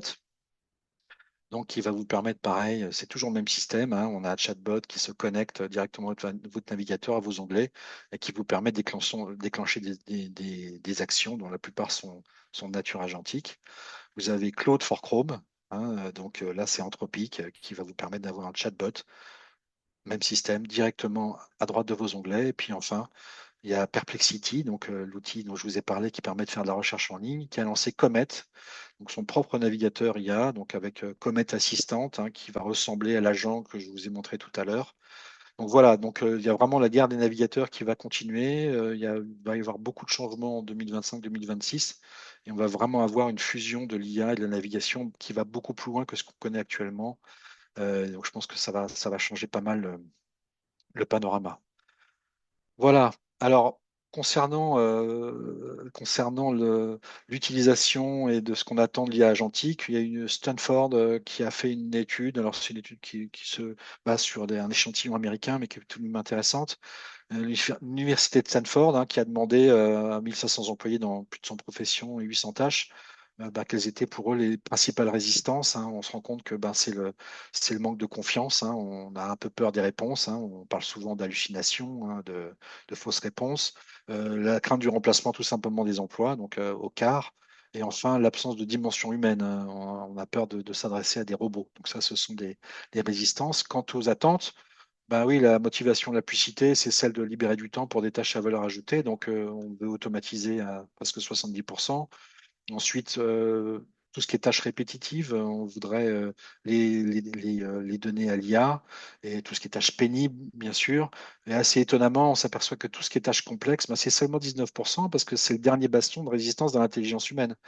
On n'a pas envie que l'IA nous remplace tout simplement parce que si elle sait faire ce qu'on sait faire, ça va devenir compliqué. Euh, en termes d'utilisation, donc là, on va s'apercevoir que bon, ben, ça concerne tout le monde, hein, autant le pro que pour le perso. Il y a une petite étude qui a été faite par une entreprise qui s'appelle Nuka, qui est française, je crois, une plateforme d'analyse, hein, qui nous apprend un peu plus sur l'usage des Français dans l'utilisation de l'IA. Alors, il faut savoir qu'à 27%, l'usage le plus prépondérant, c'est pour apprendre. 19%, c'est pour demander un conseil. 16% création de contenu, ça on s'en doutait. Va chercher l'information à 16%, puis enfin 6% pour l'analyse de données. Alors, ce qu'on peut déduire de ça, c'est qu'il y a une idée d'intelligence augmentée par l'IA qui apparaît, hein. On ne peut pas y échapper, donc ça veut dire que d'une certaine façon, on va nous en demander plus, hein, toujours un peu plus. Et aussi à titre professionnel, ça il faut le savoir, ça va déplacer en partie la charge mentale sur la supervision des process plutôt que sur leur réalisation, hein, puisque la réalisation sera de plus en plus confiée à l'IA, ben, on va nous demander de vérifier que tout ce qu'elle a produit est bon. Mais ce n'est pas pour ça que la charge mentale va diminuer, elle va juste se déplacer. Alors, BDM, le blog du modérateur, qui est un blog que je suis qui est assez intéressant, a publié une étude récente sur les produits digitales. Donc là, on est quand même plus centré sur les gens qui utilisent un ordinateur toute la journée. Donc voilà, qui nous dit que près des deux tiers des produits digitales utilisent ChatGPT tous les jours en 2025. C'est une progression de 14% sur 2024, bon, ce qui est un peu raccord avec l'évolution du trafic que j'ai montré tout à l'heure. 2025, on a un usage maintenant qui est encouragé plutôt que toléré, hein. L'année dernière, les entreprises ne voyaient pas forcément d'un bon œil qu'on utilisait l'IA. Maintenant, on voit bien qu'il y a des résultats en termes de productivité, donc on incite les collaborateurs à l'utiliser. Par contre, les données, ça reste un problème et même ça s'aggrave puisqu'il y a une augmentation de 7% dans l'inquiétude liée à l'usage de l'IA sur la gestion des données. Ça, on l'a vu tout à l'heure quand je vous ai présenté le graphe sur les données. Ça reste toujours des sujets d'inquiétude pour lesquels on n'a pas vraiment de réponse concrète à apporter actuellement. Alors, en termes d'emploi, est-ce que c'est une sérieuse menace à court terme? Alors, j'ai plusieurs études sur le sujet. Il y en a une intéressante sur le World Economic Forum qui a été faite en janvier 2025, qui nous donne des éléments sur les premiers métiers. Alors là, j'en ai pris, il y a toute une liste, hein. J'en ai pris que les 10 premiers des secteurs qui sont en demande. Alors, on va dire sans grande surprise, on voit les métiers de la tech qui sont très en demande, big data, fintech, etc. Assez de façon contre-intuitive, attention, parce que ces métiers pourraient être remplacés à terme par l'IA qui est très capable dans ces domaines-là. On constate notamment, par contre, que voilà, chauffeur de livraison, il faut toujours livrer du matériel. Ben, ça reste quand même assez présent. Ça va être des métiers en tension. En termes de métiers en déclin, ben, là, on est plutôt sur des métiers qui sont des métiers administratifs, de support, de vente ou des métiers de terrain. Alors évidemment, on ne parle pas de disparition totale, hein, mais il y aura un mouvement de redistribution, on va dire, des emplois qui nécessitera sans doute en partie des reconversions. Autre étude de Microsoft, assez intéressante, qui se base là sur des échanges qui ont été faits sur son outil, son offre Copilot, que peut-être certains utilisent, hein. Copilot, c'est la suite IA qui est intégrée à la suite Office 365 et qui montre non pas les métiers qui vont disparaître, mais ceux dont les tâches vont sans doute être transformées par l'IA générative. Donc pour ça, elle a utilisé 5 critères, hein: fournir des informations aux clients, répondre aux demandes des clients, fournir une assistance, promouvoir des produits, des services, rédiger des documents écrits. Donc en partant de ces critères, quels sont les métiers qui sont les plus exposés? Alors on s'aperçoit C'est quoi qu'il y a le C'est mot, c'est dans quel contexte? il y a le mode agent, il y a Tout le, sur l'IA. pardon? Tout le monde y est invité, genre. Non, c'est parce que c'est les managers de trans. J'entends des, je sais pas si c'est une question ou si c'est quelqu'un qui intervient. Bon, je continue. J'entends, oui, donc il y a le mot agent qui revient souvent dans les premiers métiers exposés. Donc si vous êtes agent de quelque chose, ben, on a vu l'IA agentique, bon, ben, clairement vous expose. Par contre, de façon aussi un peu contre-intuitive, on a les métiers qui sont plutôt dans la sphère des STEM. Alors STEM, pour savoir, c'est un acronyme qui veut dire sciences, technologie, ingénierie, mathématiques, enfin tous les métiers un peu techniques. Ben, on trouve des métiers comme mathématicien, data scientist, développeur web qui font partie de la liste. Pourquoi? Parce que les IA génératives ont énormément progressé dans ces domaines et donc la demande va sans doute se déplacer. Voilà. Ça nous amène justement à parler un petit peu de l'IA générative en entreprise. On va voir que c'est beaucoup moins simple que ce qu'on l'espérait il y a 2 ans. On constate déjà qu'il y a des priorités qui évoluent. En 2023, les premiers mots qui revenaient sur les priorités sur les chefs d'entreprise, c'était la productivité, la modernisation, le service client et tout ce qui était innovation, prédiction du futur. C'était des termes qui étaient quand même assez secondaires. On s'est aperçu en 2024, alors là c'est une étude d'IBM, que tout d'un coup, ben, avec l'arrivée des IA génératives, ben, l'innovation devenait quelque chose de très important. La prédiction du futur aussi commençait à venir. Et puis enfin, la productivité qui semblait majeure et finalement a été reléguée un peu au second plan. Et enfin, en 2025, on s'aperçoit que le premier critère, c'est l'anticipation du futur. Qu'est-ce que va devenir mon marché? Qui vont être mes clients? La productivité revient au premier plan et l'innovation aussi. Donc, on voit bien qu'il y a si l'objectif d'amélioration, hein, c'était la productivité en 2023, finalement, c'est plutôt la capacité à prédire le futur, hein, comme celle, je l'ai évoqué, d'anticipation de marché, et aussi de savoir quel est le comportement de mes clients et d'améliorer les résultats opérationnels.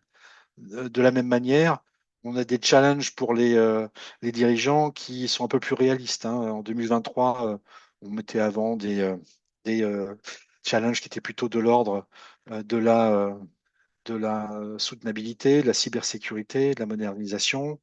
On avait évidemment le recrutement, on cherchait à conserver les talents, on avait l'innovation, on avait la supply chain, mais ce n'était pas au premier plan. C'est remonté en 2024, Avec l'IA, l'innovation est devenue assez importante. La supply chain a remonté un petit peu. Par contre, le recrutement, on s'en est pas tellement occupé. Et on se rend compte qu'en 2025, finalement, la hiérarchie s'inverse un peu par rapport à 2023. On revient sur les fondamentaux, on s'occupe de la supply chain, on fait attention à conserver les talents et puis on fait attention quand même à être innovant. Mais bon, l'IA, on est moins sûr. Donc, en fait, on se rend compte que on se confronte à la réalité, hein. Il faut quand même faire tourner l'entreprise, pas seulement innover. Et puis la performance de la supply chain est ce qu'on appelle la guerre des talents, hein, dans le recrutement.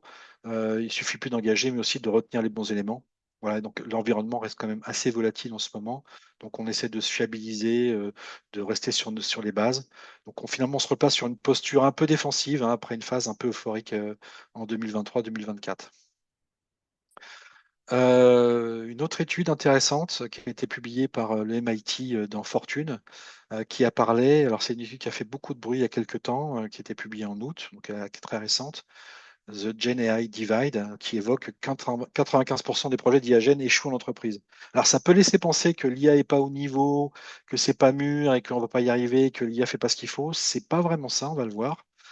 En fait, sur les solutions testées, on se rend compte que 60, soit à peu près deux tiers, trois quarts des organisations ont été expérimentées avec les LLM du marché. Typiquement, chacun a utilisé ChatGPT. Seulement 60% a utilisé des solutions spécialisées. Donc, on s'est un peu intéressé quand même au domaine en se demandant si on pouvait développer quelque chose en interne.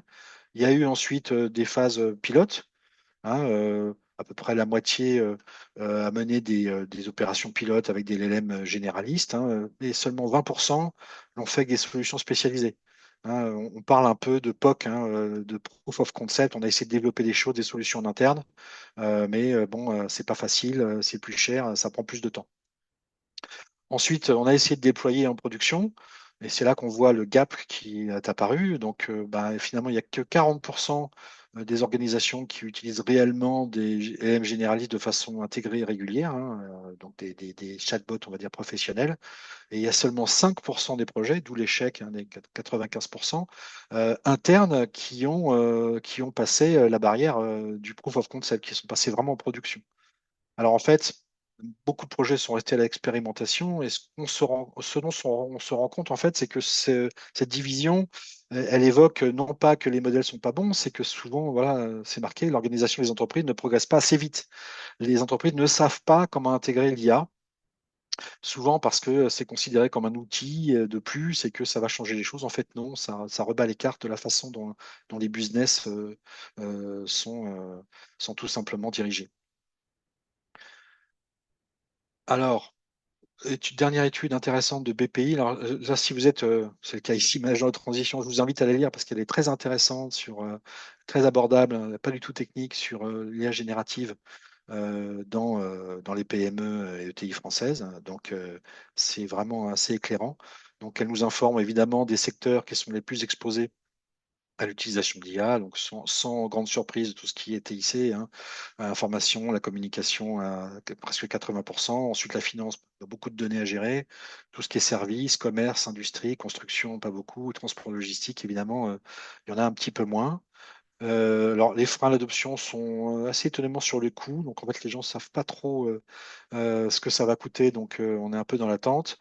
Aussi sur les données, on l'a vu, le partage est un peu incertain. Aussi beaucoup les cas d'usage, qu'est-ce qu'on va faire avec? Évidemment, les compétences en interne, les résistances, on a évoqué. Et puis le raisonnement, alors ça c'est assez intéressant, c'est qu'on a peur, les dirigeants ont peur que les collaborateurs perdent tout simplement leur capacité de raisonnement s'ils confient tout à l'IA.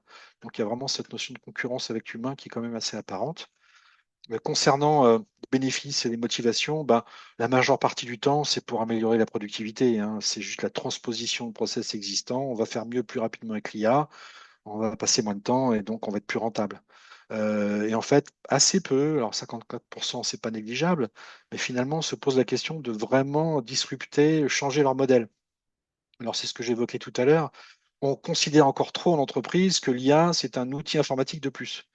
On la met, ça fait gagner du temps et ça suffit. Mais en fait, non, c'est une disruption qui est beaucoup plus profonde, qui modifie complètement, si on veut bien intégrer les process en interne, et dont on ne peut pas s'occuper en se disant que c'est une nouvelle suite logicielle, un nouvel ERP intégré. Ça va beaucoup plus loin que ça.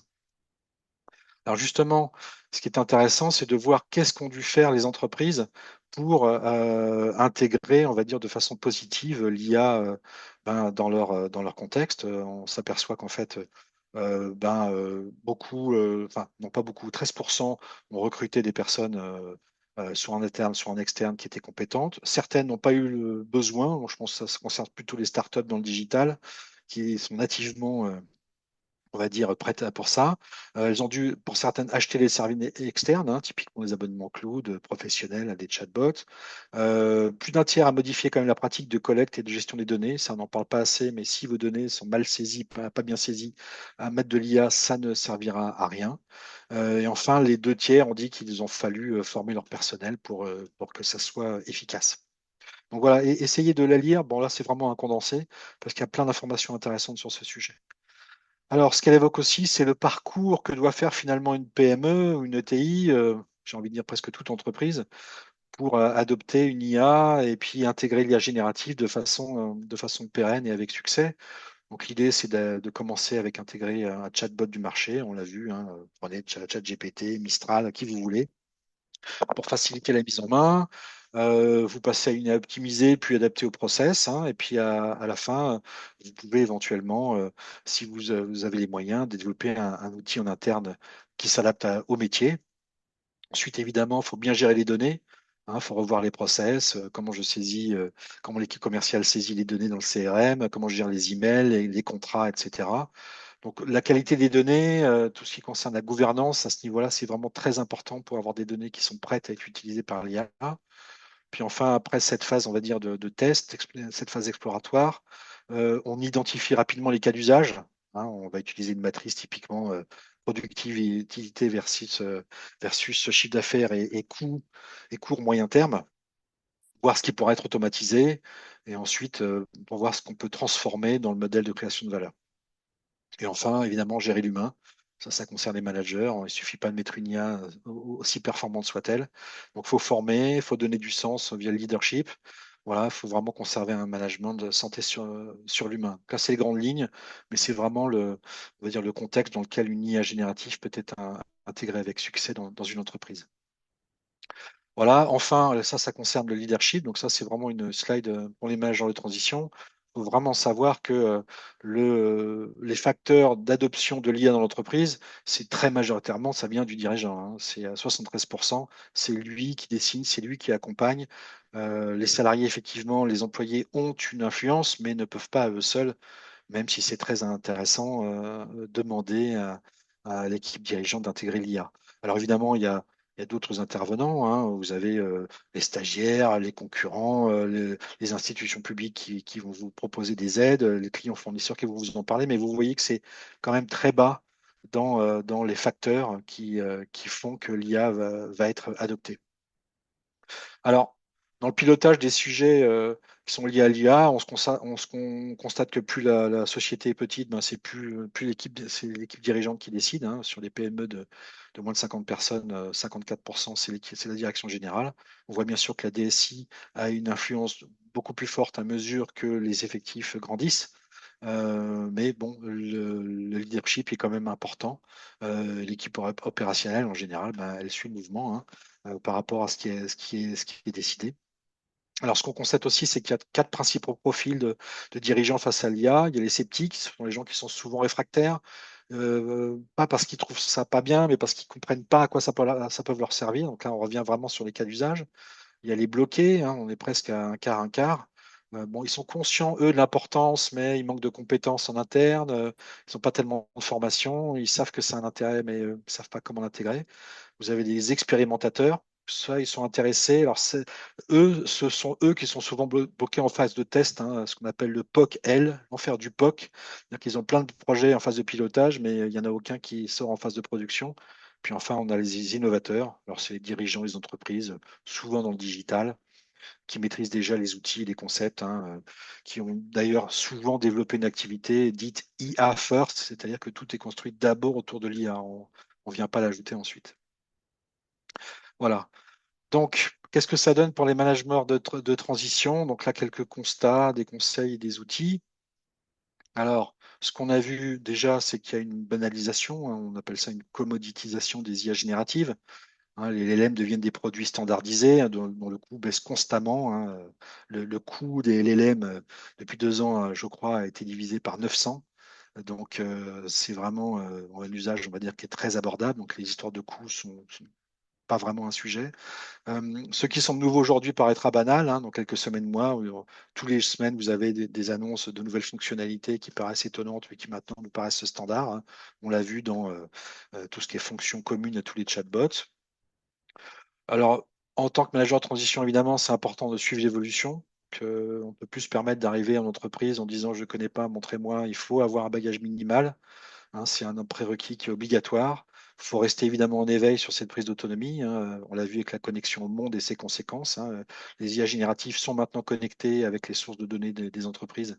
Et donc, il faut voir quelles conséquences ça a. Et bien sûr, là, et je le sens depuis la présentation que j'avais fait au mois de juin, on commence vraiment à avoir des outils, on commence vraiment à parler d'avoir l'IA agentique, hein, dans les outils leaders du marché. Hein, je l'ai montré sur ChatGPT avec l'agent, mais on l'a clairement partout de plus en plus, et ça va avoir un impact assez profond.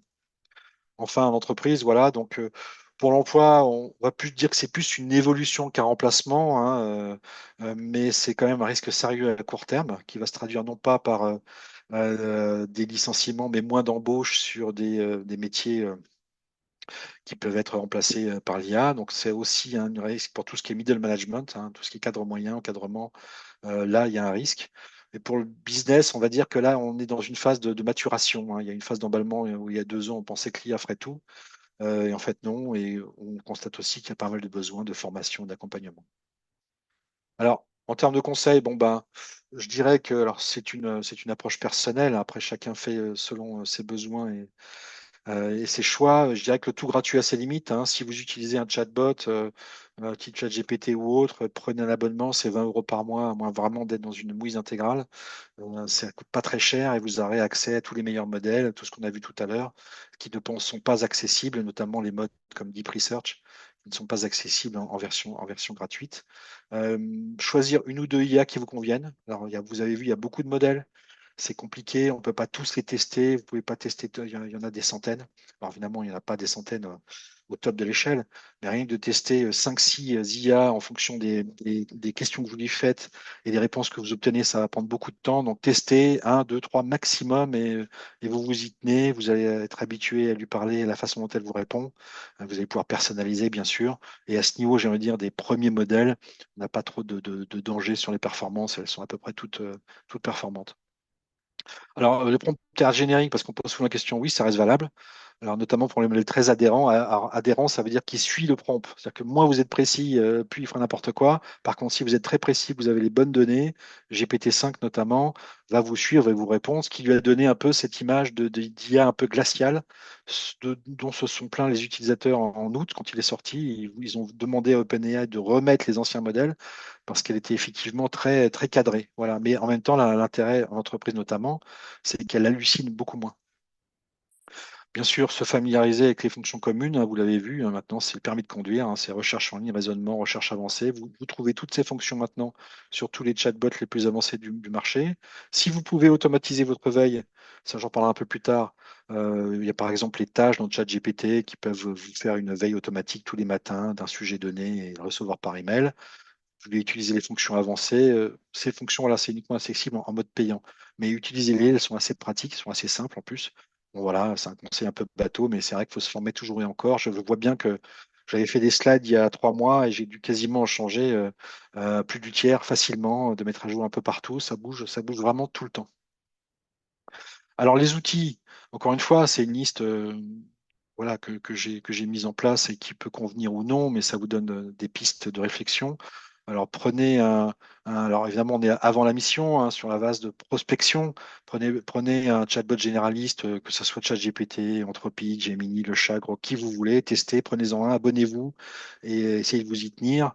Pas la peine d'avoir 15 outils. Essayez les fonctions, notamment les fonctions agentiques, hein, les recherches approfondies. J'ai une demande de mission, j'ai un sujet particulier. Utiliser Deep Research, c'est très très impressionnant. Donc ça peut vraiment vous donner des pistes auxquelles vous n'avez pas pensé, bien sûr pour tout ce qui est rédaction.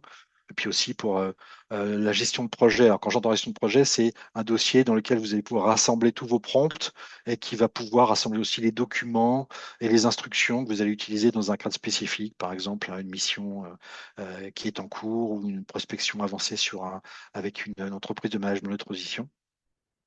Enfin, tout ce qui concerne la visibilité, bon, ça vous connaissez sans doute tous, l'outil Canva qui intègre maintenant une IA générative qui est pas mal, qui permet de produire des CV. Gamma, qui est le pendant de PowerPoint en ligne, qui permet de générer des slides à partir d'une IA générative intégrée. C'est pas mal pour tout ce qui est Rex, pour tout ce qui est résultats, méthodologie, etc. Ça permet d'aller assez rapidement présenter des choses de façon assez propre. Tout ce qui est communication, alors ça, pour moi, c'est quasiment obligatoire maintenant. C'est tout ce qui est enregistrement, résumé de réunion, ce qu'on fait là sur Zoom. Donc, il y a plein d'outils dans ce domaine. Vous avez Nuta, Dictei, Crisp. Il y en a des dizaines. Ceux-là, je crois que Nuta est français, donc ils sont tous, on va dire, RGPD compliant. Voilà, et si possible, un email natif, c'est pas obligatoire. Mais il y a pas mal d'outils que vous allez utiliser qui proposent tous la connexion à Google. Donc, ça vous permet d'aller plus vite dans tout ce qui est authentification. Voilà, donc ça, c'est pas inintéressant d'en avoir un, surtout que c'est gratuit. Prospection, ben, ça vous le connaissez, ou François va vous en reparler. Il y a des produits comme Mission, la recherche des missions, le radar des missions, qui vous permet de détecter les missions qui sont publiées sur LinkedIn par les GMT, et aussi toutes les missions des offres de haut niveau par France Travail, Cadre Emploi, etc., l'APEC. LinkedIn qui permettent de voir si certaines offres en CDI sont compatibles avec des publications des offres de mission de management de transition. Puis bien sûr des outils type Notion ou HubSpot, qui sont des outils de gestion de la connaissance ou un CRM qui vous permettent de générer plus efficacement votre prospection. Je citerai aussi LinkedIn AI-Powered Job Search. Donc en fait, LinkedIn a publié récemment un outil qui permet de faire de la recherche d'emploi en langage naturel. C'est à tester. Je crois par contre qu'il n'est accessible qu'au compte premium. Je ne pense pas qu'on y accède au mode gratuit. À voir. Enfin, tout ce qui est organisation, un outil, quel qu'il soit, vous avez des outils très simples, genre Todoist, ça, oui, pourquoi pas. Vous avez Notion qui est très bien pour la gestion de tâches, la gestion de connaissances. Slack, je l'ai mis parce que c'est un outil comment dire, de chat d'entreprise qui est intéressant parce qu'on peut paramétrer des alertes dessus. Ça vous évite de recevoir tout ça sur votre email. Puis enfin, des outils d'automatisation. Alors, c'est pas obligatoire, mais ça vous permet d'automatiser tout un tas de choses, relevé d'email, veille automatisée, etc. Vous en avez trois, Zapier, Make et Nuiten, qui sont les plus connus, du plus simple au plus complexe. Et puis enfin, tout ce qui est recherche en ligne, Perplexity, on en a parlé, qui est très apprécié, GPT Search, qui est son concurrent, les tâches de GPT, j'en ai parlé tout à l'heure, et pourquoi pas, pour finir, on va le voir faire du vibe coding, c'est-à-dire du codage assisté par IA. Vous créer directement un agrégateur de news en publiant des prompts. Donc, vous n'avez pas de code à faire. Donc, ça, j'invite ceux qui ont pas qui rêvaient de coder sans savoir le faire, de tester ce genre d'outil parce que c'est très puissant et ça vous permet de voir ce que peut faire une IA en matière de code.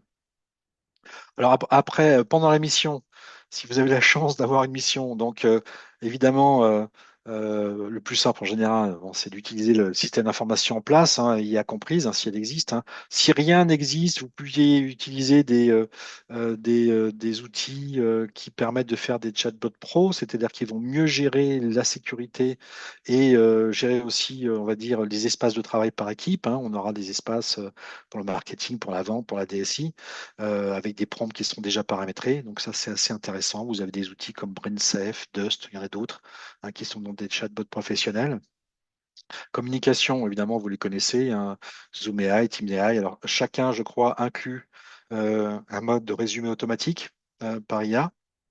Alors, Google Meet, c'est avec Google Workspace. Enfin, Slack en version pro qui permet d'aller plus loin, notamment sur tout ce que IA génératif pour résumer des conversations.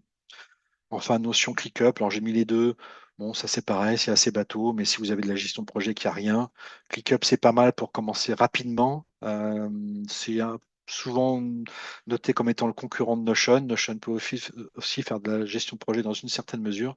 C'est des outils qui sont assez intéressants aussi en entreprise.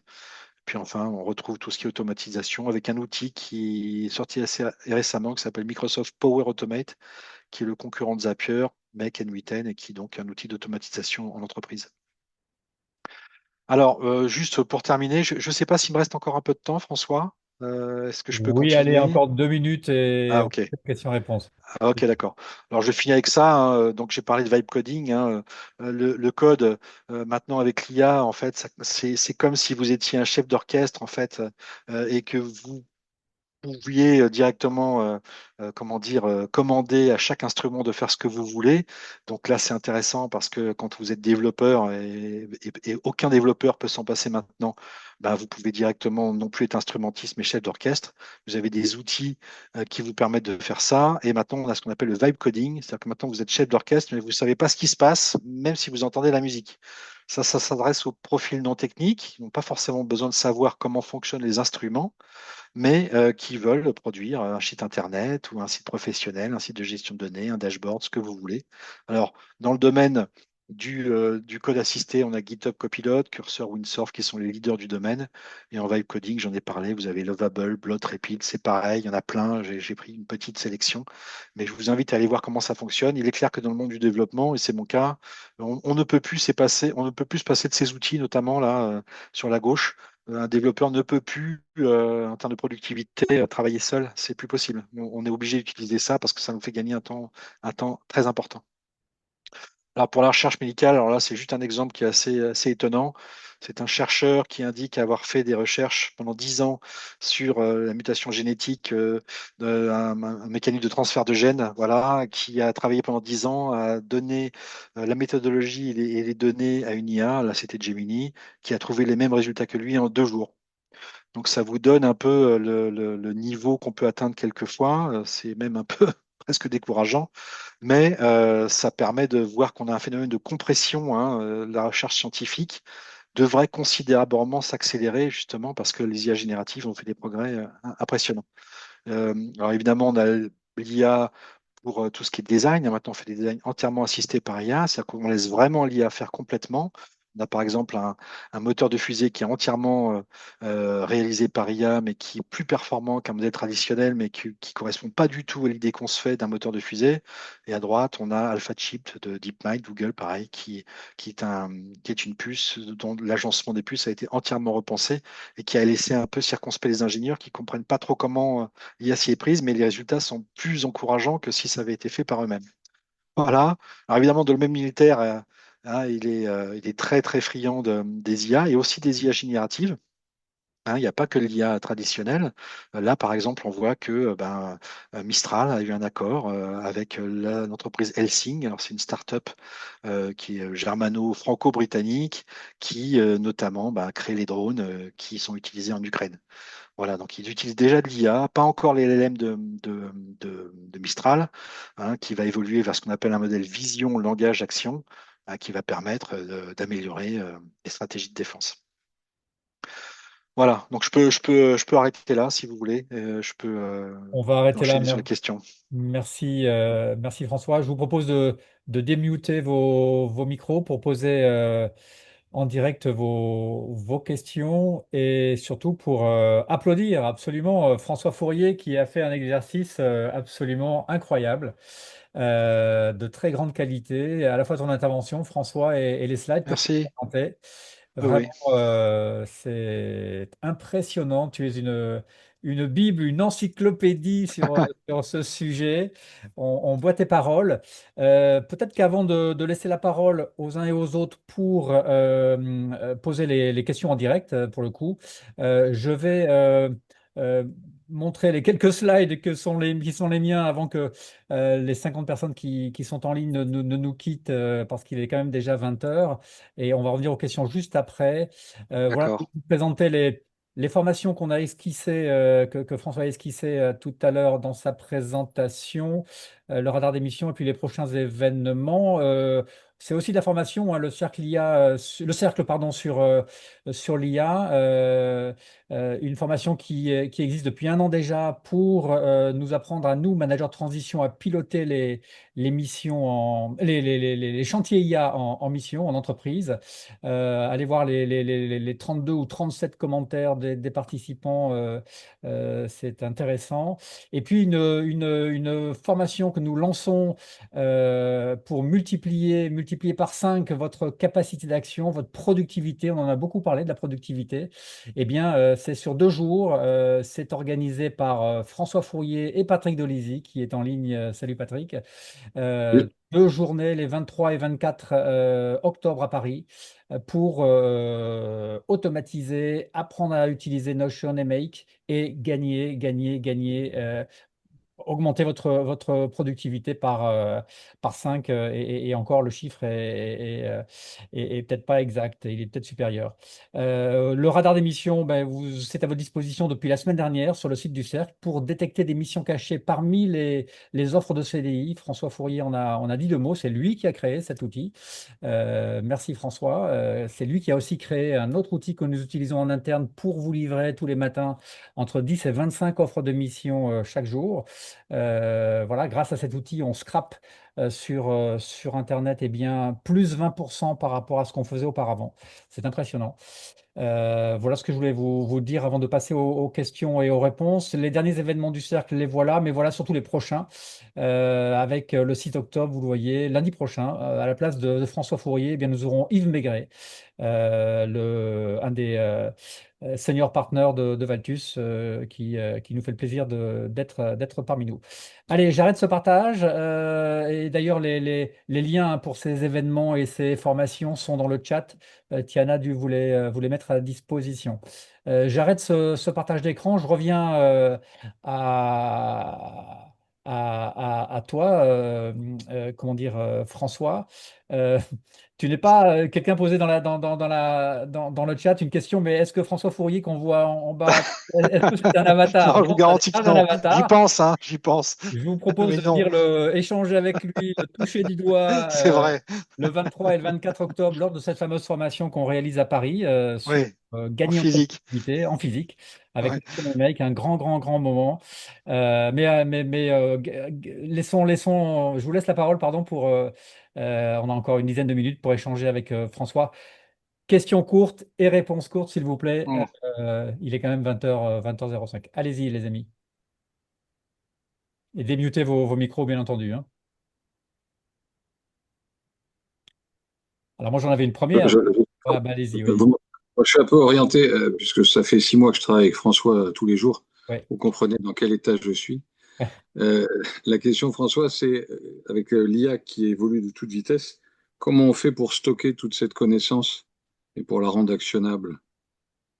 Ah bah, j'en ai parlé, hein. Il y a des outils comme Notion, il y en a d'autres évidemment, Airtable et tout ça. Alors, je sais que beaucoup utilisent Excel, par exemple, mais je dirais qu'il y a des outils de gestion de la connaissance qui sont accessibles, d'ailleurs en partie gratuits, qui vous permettent déjà de stocker. Alors, encore faut-il stocker de façon un peu intelligente, mais aussi surtout après d'utiliser les IA, une IA intégrée qui va pouvoir analyser votre contenu, en faire la synthèse, vous donner des conseils pour la suite. C'est surtout en ça que c'est important. Merci François. Une autre remarque? Il y avait Jean-Christophe Perrou qui avait une question il y a une demi-heure environ dans le chat là, sur le collapse. Oui, pardon, bonsoir, merci Bonsoir. les François. Oui. Alors, j'utilise grâce à vous beaucoup ChatGPT depuis novembre de l'année dernière avec la première formation Hmm. pour les managers de transition. Et du coup, j'ai découvert au Salon Big semaine dernière la présentation de Mistral par une partie de l'équipe et j'ai trouvé ça plutôt sympa. Donc, j'ai fait quelques tests, hein, ce dont tu parlais tout à l'heure, François. Oui. La même question m'est posée sur Mistral, enfin le char Hmm. en version gratuite Hmm. versus Chat 5 Oui. payant pour comparer. Et j'ai trouvé qu'effectivement Mistral était plutôt pas mal, plutôt Oui, bon débrouille dans bien. la génération de texte. Hmm. Donc je me suis dit, tiens, je vais peut-être me laisser tenter, d'autant qu'il est un peu moins cher. Oui. Néanmoins, j'ai découvert avec beaucoup d'étonnement que la personnalisation du profil ne se faisait pas sur Mistral. D'accord. On en avait beaucoup discuté de l'importance Bah oui. d'expliquer qui on est, comment on Hmm. veut le type de réponse, quel est le niveau de technicité à Hmm. utiliser, les checks, etc., etc. J'ai posé la question du coup au chat, comment est-ce que je pouvais Hmm. le faire. Il m'a dit, bah non, il faut le poser à chaque fois. Ah oui, J'ai ouais, trouvé ça un peu ouais. lunaire et c'est dommage. Mais du coup, voilà, je voulais J'espère qu'ils vont. faire Alors, cette je connais remarque. mal le chat, donc je peux pas répondre, mais je pense qu'ils vont devoir évoluer parce que maintenant, c'est devenu quasiment indispensable. On va pas répéter à chaque fois qui on est, ce qu'on veut, de quelle façon on doit nous répondre. Oui, bien entendu, je pense qu'à mon avis, ça va bouger, ça, hein. Exactement. Bah, du coup, je m'étais posé la question comment dirais-je, du passage de GPT-5 à Mistral. Les gens de Mistral nous ont dit oui, oui, c'est compatible, on peut récupérer l'historique, etc. Du coup, je Non. vais peut-être pas. Ça me paraît, euh, ça me paraît un petit Peut-être un peu. petit peu, effectivement, c'est un critère important. Ouais, Effectivement, j'ai parlé de la effectivement. mémoire tout à l'heure, ça, c'est important. Donc ça, on verra plus tard, on aura l'occasion d'en reparler. Et j'ai une deuxième question, pardon, j'ai la Ouais, parole, je la garde. Une deuxième question concerne le collapse. Alors, oui, je sais qu'il y a plein de noms différents, mais j'ai gardé le collapse en tête. Et du coup, la volumétrie de données générées par IA qui, semble-t-il, serait déjà supérieure à la donnée générée par les humains. Alors, il y hmm, a déjà beaucoup d'erreurs, d'hallucinations. On va se rajouter les fake news, etc. Euh, ouais, j'ai ouï dire que les données d'entraînement allaient être prises sur des données non US ou GB pour bah, renouveler, rafraîchir un petit peu tout ça. Mais est-ce qu'il y a une visibilité par rapport au fait qu'au bout d'un moment, il va pédaler dans la choucroute parce que euh, les données vont plus être si pertinentes. oui, je sais que c'est un vrai sujet, mais je dirais quand même que les data scientists qui sont derrière tout ça, le gros sujet, c'est quand même ce qu'on appelle l'étiquetage des données. Donc, ça veut dire que il y a comme, on met pas en vrac, tiens, on a récupéré ça. Alors oui, on récupère toutes les données du web. Il y a des recoupements qui sont faits. C'est vrai que les hallucinations sont pas forcément générées par les erreurs qui sont trouvées, mais plutôt par la façon dont les IA fonctionnent. Donc ça, c'est un peu différent. Mais concernant les données, j'ai pas de réponse précise, d'autant que c'est très difficile d'avoir accès aux données. On l'a vu même pour les modèles ouverts. On voit les données, les résultats de l'entraînement, mais pas les données qui ont été utilisées. Et c'est vraiment un vrai sujet, notamment sur ce qui concerne ce qu'on appelle les données de synthèse. C'est-à-dire que quand quelquefois on manque de données sur un certain sujet, ben, on demande à l'IA de générer à partir de ce qu'on connaît déjà. Donc oui, c'est sans doute un sujet, mais j'ai tendance à constater quand même, quand on regarde les tests sur les hallucinations, que ça a tendance à baisser. Donc je pense pas qu'on arrivera à zéro.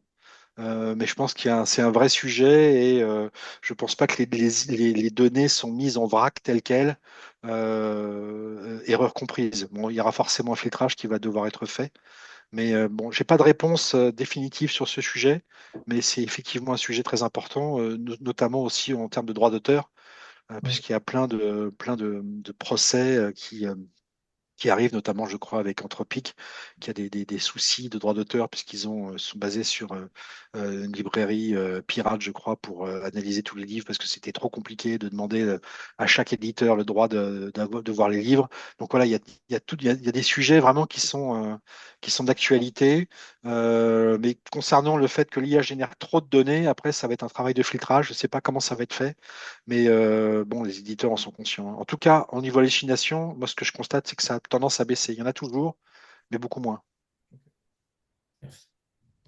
Ok, d'autres questions, les amis? Allez-y, prenez le micro. Prenez le micro, prenez le micro. Oui, bonjour. Salut Bonjour, Philippe. Philippe Boucherie. bonjour Philippe. Oui, bonjour François. Oui, donc moi je suis passionné par l'IA et par tous les outils effectivement dont tu as parlé, hein. C'est vraiment, on vit une époque formidable, hein, comme je dis. C'est vrai qu'on a la chance de vivre une révolution technique. Oui, La question que je pose, parce que moi j'aimerais bien vraiment me développer sur des missions, je dirais avec un pendant classique sur l'expérience qu'on peut avoir dans le métier, hein, et puis une partie de la mission basée sur l'intégration de l'IA, l'intégration de l'automatisation, de l'optimisation sur des cas d'usage oui. que l'entreprise pourrait être intéressée, sur lesquels elle souhaiterait Hmm. travailler. Je ne vois pas de proposition de mission dans ce sens. Alors, je me pose un peu la question, est-ce que l'émission, c'est toujours de l'émission classique ou est-ce qu'il y a un changement de, de, de logiciel au niveau des entreprises pour proposer des missions et pour souhaiter des managers de transition qui vont vraiment travailler sur la mise en place de l'intelligence artificielle dans les organisations? C'est une excellente question. pareil, difficile d'y répondre. Je pense que François, d'ailleurs, a peut-être, François Oui, Decoq a peut-être des informations là-dessus. bah, pas beaucoup plus en fait, parce qu'en effet, enfin, je confirme qu'il y a très peu de missions pour l'instant qui intègrent dans sa composante le volet IA. Quelques-unes enfin, sont mises en ligne ou nous sont transmises au cercle par des cabinets de management de transition, ou les entreprises de management de transition, mais c'est assez rare, hein. Depuis, depuis jusqu'à aujourd'hui, on a dû en poster 6 ou 8, pas plus. Ouais, Ça ouais, fait vraiment pas. ouais. Je pense que des missions spécifiques sur l'IA, il n'y en a quasiment pas, hein. C'est un sujet, on va dire, qu'on traite globalement, mais des missions spécifiques sur l'IA, de l'accompagnement, je ne crois pas que j'en ai vu, hein. Par contre, ce que je voudrais rajouter, c'est que c'est à nous aussi en prenant des missions amenées par des EMT ou signées en direct avec des entreprises, c'est à nous évidemment, et Philippe le sait bien, il a participé à cette formation, à amener l'IA dans les entreprises. Ouais, ouais, faut être force de conseil là. Ouais, ouais. Clairement, oui. Là, on a une obligation en tant que manager en transition. Si on arrive dans une entreprise et qu'on ne connaît pas du tout l'IA, là, maintenant, en 2025, ça devient difficile. Donc, mais Est-ce effectivement, que il y a pour, assez. Pardon. non, non, est-ce que pour les entreprises, enfin, maîtriser l'IA, là, c'est ce qu'on voit, c'est essentiel, mais ce qui est encore plus important, j'allais dire, de pouvoir gérer des projets Mm. en utilisant l'IA. Ouais. Euh, Ce qui, à mon avis, est très différenciant, c'est d'être capable de maîtriser l'IA et surtout de rendre ça vraiment actionnable. C'est pour ça que j'insiste sur la notion, enfin, la notion de notion et de toutes ces tâches qui deviennent actionnables. À mon avis, l'IA, c'est 40% de la valeur ajoutée. C'est pour ça qu'à mon avis, les missions, elles ne sont pas forcément sur l'IA, mais sur comment on leverage l'IA. Mais je pense qu'il y a encore beaucoup d'entreprises qui sont en phase de questionnement. Je pense que les cas Mm. d'usage, c'est vraiment le point central. C'est comment identifier les process dans lesquels l'IA va pouvoir m'apporter une amélioration de la productivité. Je pense qu'il y a un vrai questionnement par rapport à ça. Donc, je pense qu'on en est encore, pour beaucoup d'entreprises, en phase de questionnement, hein. Ou alors, elles ont expérimenté, elles se sont mangé les doigts, on l'a vu, hein. Il y en a beaucoup pour lesquels ça n'a pas marché. Et donc là, on se retrouve dans une situation où on analyse, on regarde, et on est un peu plus prudent. Mais bon, pendant ce temps, l'IA agentique progresse. Donc, ça va en 2026, ça va être un sujet qu'on ne pourra plus éviter. Ok, merci. Très bien, les amis. Allez, Avec une plaisir. dernière question avant de se quitter. Profitez-en. Vous avez sous la main le pape de l'IA. Vous l'avez compris. C'est exagéré. J'ai une question, Marc Godaillel, pareil. Salut Je Marc. suis désolé, je suis Bonjour. en route. J'espère que le son n'est pas trop dégueulasse, je suis en bagnole. Hein. J'ai pas bien pigé le concept de l'IA privée. L'IA que je mets à disposition de mes collaborateurs dans une sphère privée, ça veut dire quoi? Ça veut dire que je vais faire mon mini chat GPT à moi ou que je vais rogner.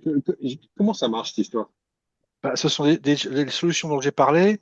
Si ça correspond à votre question, c'est effectivement des chatbots qui vous permettent d'isoler les équipes avec des projets, des prompts spécifiques, des personnes spécifiques et qui sont isolés d'autres espaces de travail.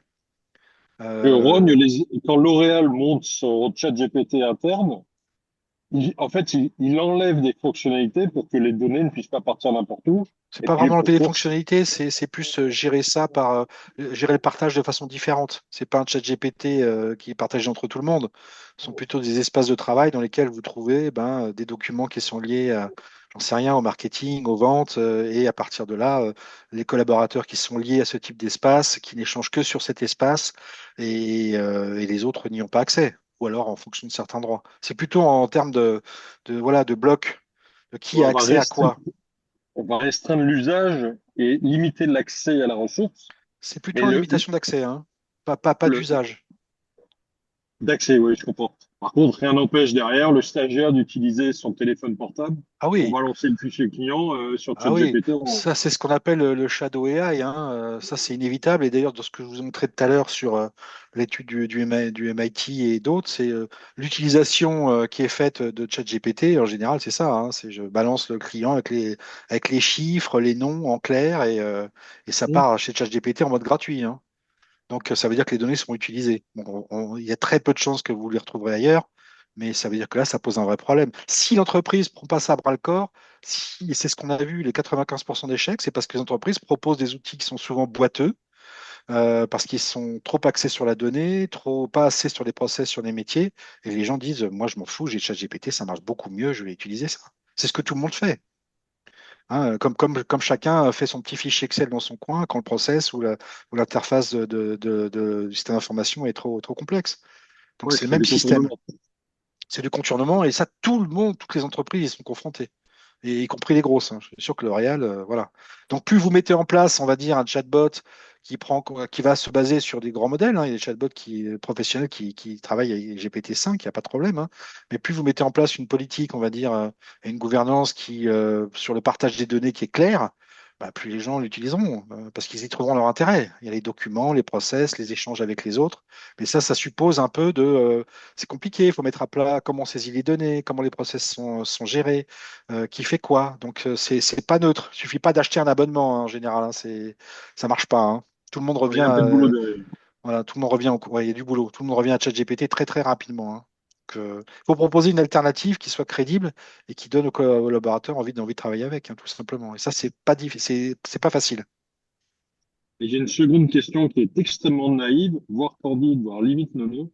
Euh, Est-ce que le fait qu'il n'y ait pas de mission autour du déploiement de l'IA sur des applis métiers est pas lié au fait que c'est la DSI qui gère l'IA aujourd'hui? Ah, alors là, c'est compliqué. Je pense qu'il y a quand même comment dire, ça frotte un petit peu entre l'IA et la DSI, parce que je pense qu'il y a des métiers justement qui sont très affectés par l'arrivée de l'IA agentique, et la DSI qui est souvent sur la donnée voit pas forcément ça d'un bon œil. Donc Hmm. je crois que Ça là-dessus frotte. c'est compliqué. Ça frotte pas mal. On va dire que c'est un peu rugueux et c'est ce que j'évoquais tout à l'heure. Souvent, les entreprises achètent un abonnement à un chatbot professionnel en le mettant comme un outil de plus. Hein, utiliser ça, ça va être très bien, mais ça fonctionne pas de cette manière. Ouais. Donc il suffit pas non plus de donner ça à la DSI pour qu'elle dise maintenant tout le monde utilise ça. Ça marchera pas non plus. Donc c'est Je fais un vraiment, parallèle, voilà. pardon.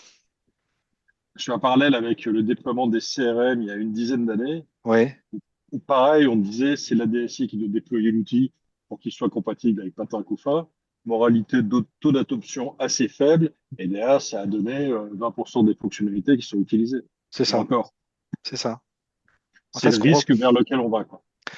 on va retrouver la même chose. On n'a pas de, comment dire, les métiers sont pas assez écoutés et les process sont pas bien transposés. Voilà. Et quand on ne cherche qu'à transposer un process pour améliorer la productivité, ça marche un temps, mais après, ça suffit plus. Et le problème de l'IA, quand elle arrive, c'est qu'elle rebat les cartes de pas mal de choses. Hein. Si les données sont saisies n'importe comment, ça va vous mettre peut-être 3 mois à remettre les choses d'équerre pour que vous puissiez commencer à gérer l'IA. Bon, ben, en les 3 mois, tout Mm. le monde va utiliser ChatGPT. Et après, c'est difficile de changer les habitudes. Hein. C'est Pour, c'est, euh, c'est une question qui n'est pas simple. pour compléter la réponse, oui, Marc, je pense que l'une des raisons du fait qu'il y ait peu de missions orientées IA spécifiquement, c'est parce que, OK, c'est pris en charge en partie par la DSI, oui. Et c'est aussi parce qu'on l'a vu, ce sont la plupart du temps les chefs d'entreprise qui sont les moteurs de ce sujet en entreprise. Ouais. Ah, on l'a Et vu. Hein. énormément de chefs d'entreprise ne savent pas exactement, mais le mot exact n'est pas bon parce qu'on ne peut pas savoir avec exactitude tout ce qu'on peut faire avec l'IA. Mais beaucoup de chefs d'entreprise ne savent pas ce qu'on peut faire avec l'IA. Ouais, si on fait partie des Oui, sceptiques. Hein. il y a ce dont on parle beaucoup, les chatbots, pardon, les, Les agents. des usages bon, limités, mais peu savent qu'on peut, avec l'IA, enfin, je veux dire, diffuser ça dans toutes les Ouais, ils ne directions. savent même pas. Ouais. Ouais, ouais. Et ça, Bon. c'est plus de la moitié des chefs d'entreprise, on l'a vu, hein, qui soit bloqués, soit sceptiques. Hein. Donc, Ouais, ils savent pas par quel bout prendre le machin, quoi. non.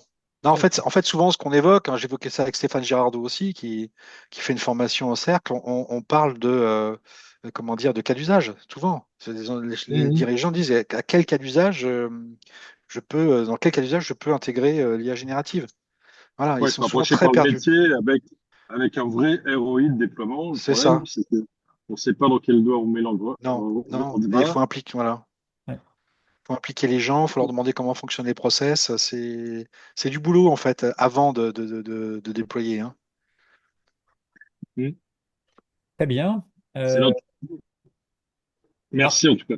Mais avec plaisir. une dernière question. N'hésitez pas, ceux qui sont encore là. Vous êtes encore une trentaine. Oui, bonsoir, Nili Ah, Nguyen. Maëlyn, bonjour. Bonjour. Bonsoir. Merci beaucoup pour cette présentation. Ça me donne l'eau à la bouche déjà pour la formation du 24. D'accord, très bien. C'est impatient d'y être. Oui. Je voulais juste dire que la problématique de la qualité des données n'arrive pas avec l'IA. Ça, c'est quelque chose qui est historique et c'est récurrent euh, dans un système d'information. Quand on rentre des mauvaises données, on sort des mauvais résultats. Donc, ça, c'est pas quelque chose de nouveau et je pense que c'est Non. un gros problème, effectivement, sur lesquels on va buter. Je pense que c'est aussi une partie la réponse, pas pour tout le monde, mais qu'on peut avoir avec la DSI, c'est qu'on va regarder les données parce qu'on est obligé. C'est là qu'on va s'apercevoir qu'il y a un problème, alors qu'avant, l'entreprise pouvait tourner avec qu'un KA. Là, avec l'IA générative, c'est trash in, trash out, hein. Il faut vraiment avoir de la bonne donnée, bien saisie. Là, ça met tous les process déficients en exergue. C'est pour ça que ça pose vraiment des problèmes et qu'il faut d'abord commencer par les process, la donnée, et ensuite on va si on peut, l'IA peut faire quelque chose. Alors, une fois que vous avez par contre structuré les données, oui, ça peut devenir même carrément magique, hein. C'est là que vous pouvez prendre une longueur d'avance, mais ça prend un peu de temps. Là, on a besoin de data scientists de l'IA. Oui, oui. Mais il y a certains data scientists qui arrivent en entreprise et qui s'occupent justement que de remettre les données d'aplomb, hein. Ils font que ça, hein. Donc, ça fait partie aussi de leurs prérogatives. Mais c'est vrai que c'est un sujet dont les entreprises n'ont pas forcément conscience, ou alors elles ont peur qu'on mette le nez dedans et qu'on leur dise, ouh là là, ça va pas du tout, faut revoir tout ça. Donc là, c'est des coûts, donc là, le ROI, il s'éloigne un peu, quoi, hein. Pas facile. Sinon, j'ai une question peut-être hors sujet pour ce soir et qui va peut-être un peu loin. C'est parce que je m'intéresse à la blockchain. Ah. Donc, on parle beaucoup d'IA aussi sur la blockchain. Est-ce que c'est quelque chose sur lequel tu travailles, Alors, moi, je me suis intéressé beaucoup à la crypto il y a une dizaine d'années, Bitcoin et compagnie. Je ne m'intéresse pas spécifiquement à l'influence de l'IA dans la crypto, enfin, dans le domaine de la blockchain. Je pense qu'il y a des projets intéressants.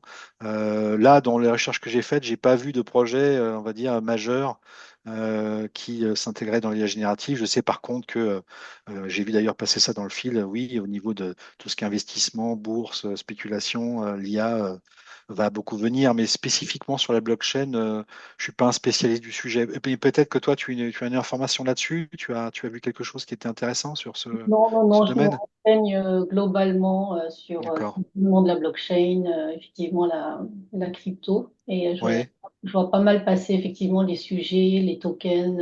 Ouais, ouais. Qui- Alors, ne confondons pas les tokens d'IA et les tokens de la crypto, hein. C'est vraiment deux choses complètement différentes. Et je dirais que les blockchains, alors l'entreprise, c'est quand même un sujet, c'est un peu l'arlésienne, mais c'est tout ce qu'on appelle les ledgers distribués, hein. C'est les livres comptables qui sont infrangibles, voilà, qui permettent de stocker des données de façon sûre. Mais c'est quand même, je veux dire, des concepts c'est encore plus avancé pour moi que l'IA.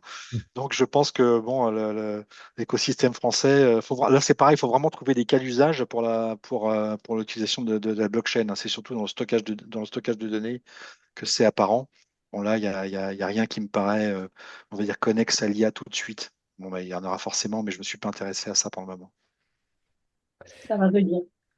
Très bien. Écoutez, nous allons clore là, sauf si vous voulez profiter des 4 minutes qui restent pour aller jusqu'à 20h30. Mais Est-ce que vous voulez confiner? J'ai quelques slides à vous présenter. Après, il n'y en a pas beaucoup. Et puis, mais c'est moins technique, hein, donc ça vous donnera peut-être justement des axes de réflexion. Donc, je parlais de demain pour l'IA. Alors, vous pouvez aller voir ces gens-là qui sont ce que j'appelle moi les sceptiques. On en revient. Luc Julia, peut-être certains d'entre vous l'ont entendu parler. oui. C'est un entrepreneur qui est se présente comme le co-créateur de Siri. Vous connaissez peut-être sur votre smartphone. Donc lui il dit que l'intelligence artificielle n'existe toujours pas. Vous avez Raphaël Enthoven, qui est un philosophe connu, qui dit qu'une machine ne sera jamais philosophe. Et enfin, Yann Lequin, directeur IA chez Meta, il dit voilà, que l'intelligence humaine ne se réduit pas à prédire le mot suivant dans une phrase. Alors eux, ils ont une approche, en fait, ils disent que les maths, les algorithmes ne vont pas suffire à faire émerger ce qu'on appelle une IA, comment dire, en intelligence artificielle générale, c'est-à-dire qui est capable de remplacer un être humain sur tous les plans cognitifs. Alors, il y a les Prométhéens, vous en connaissez peut-être certains. Il y a Laurent Alexandre, qui est très clivant. Donc, lui qui dit, donc, 10 ans, l'intelligence humaine ne représentera plus qu'un millième de l'IA, carrément. Luc Ferry, qui est un des rares philosophes français qui s'intéresse à l'IA de façon positive, qui dit ceux qui maîtriseront l'IA domineront le monde, y compris sur le plan militaire. Puis enfin, on a Arthur Mensch qu'on a vu sur Mistral, qui dit voilà, nous allons voir les outils d'IA génératifs comme moyen d'augmenter notre productivité et notre créativité. Donc, on lui souhaite bonne route. Et enfin, on a on va dire les pontes de l'IA qui ont fait plusieurs études. Alors, vous avez les liens, vous les verrez dans les slides, qui ont fait des essais assez complets sur l'arrivée possible de l'AGI, donc l'intelligence artificielle générale en 2027, donc dans 2 ans. C'est-à-dire une IA qui est capable de supplanter les humains sur tous les plans, cognitifs bien sûr. Donc c'est vraiment des sujets qui sont très importants, qui sont d'actualité. Il faut aussi se souvenir que le prix a baissé. On voit qu'entre 2022 et 2025, il y a eu un abaissement de 98% du prix de ce qu'on appelle l'inférence. C'est-à-dire que quand vous connectez à une IA et que vous parlez avec elle, ça coûte en token, justement. Voilà. Et ces tokens, on les paye. C'est en général une dizaine d'euros pour 1 million de tokens. Et là, ça a baissé considérablement. Donc, ça veut dire que ça ne fait que commencer. L'IA ne fait que s'insinuer de plus en plus. Et un dernier slide que je trouve intéressant, ça c'est une projection qui a été faite sur le coût, la puissance de calcul qui, depuis 1935 jusqu'à nos jours, corrélé au dollar. C'est-à-dire pour 1 dollar, combien je peux avoir de calculs par seconde? En 1935, vous aviez un calcul par seconde. En 2025, c'est 27 milliards par seconde. Donc vous avez un ratio en 80 années, ça peut paraître beaucoup, mais de 27 milliards. Il n'y a pas d'autre entreprise qui peut évoquer une telle évolution. On voit à gauche les tabulateurs IBM de l'époque, et puis là, le Colossus, où tout se fait automatiquement. Donc ça, c'est que le début. On va que progresser. Donc je pense que ça va être une embellie et que dans les années à venir, 2026-2027, il va y avoir des gros changements. Voilà, c'est fini. Merci François, grand merci vraiment. N'hésitez pas, on vous enverra demain un mail avec les slides, avec le replay comme ça a été demandé, et puis aussi avec un lien vers le post LinkedIn qu'on va mettre en ligne vers 9 heures demain matin ou 8h30, qui va relater cette soirée. N'hésitez pas à le commenter, vous serez ainsi vu et visible des entreprises de management de transition qui vont régulièrement sur le fil du cercle sur LinkedIn pour voir ce qui s'y passe. Donc, n'hésitez pas à venir commenter ce post qu'on mettra en ligne demain matin. Voilà, merci à toutes, grand merci à nous. Merci. Tu Avec devras plaisir. te Merci féliciter François. comme jamais après cette brillante intervention. J'espère que tu pourras me garder un petit peu de temps pour moi, pour le faire. Oui. C'est tout ce que je souhaite. Voilà. Très bien. Allez, merci à tous Merci à et tous. bonne soirée. Bonne Merci. soirée. Merci. Au Merci, revoir. belle soirée. Au Au revoir. revoir.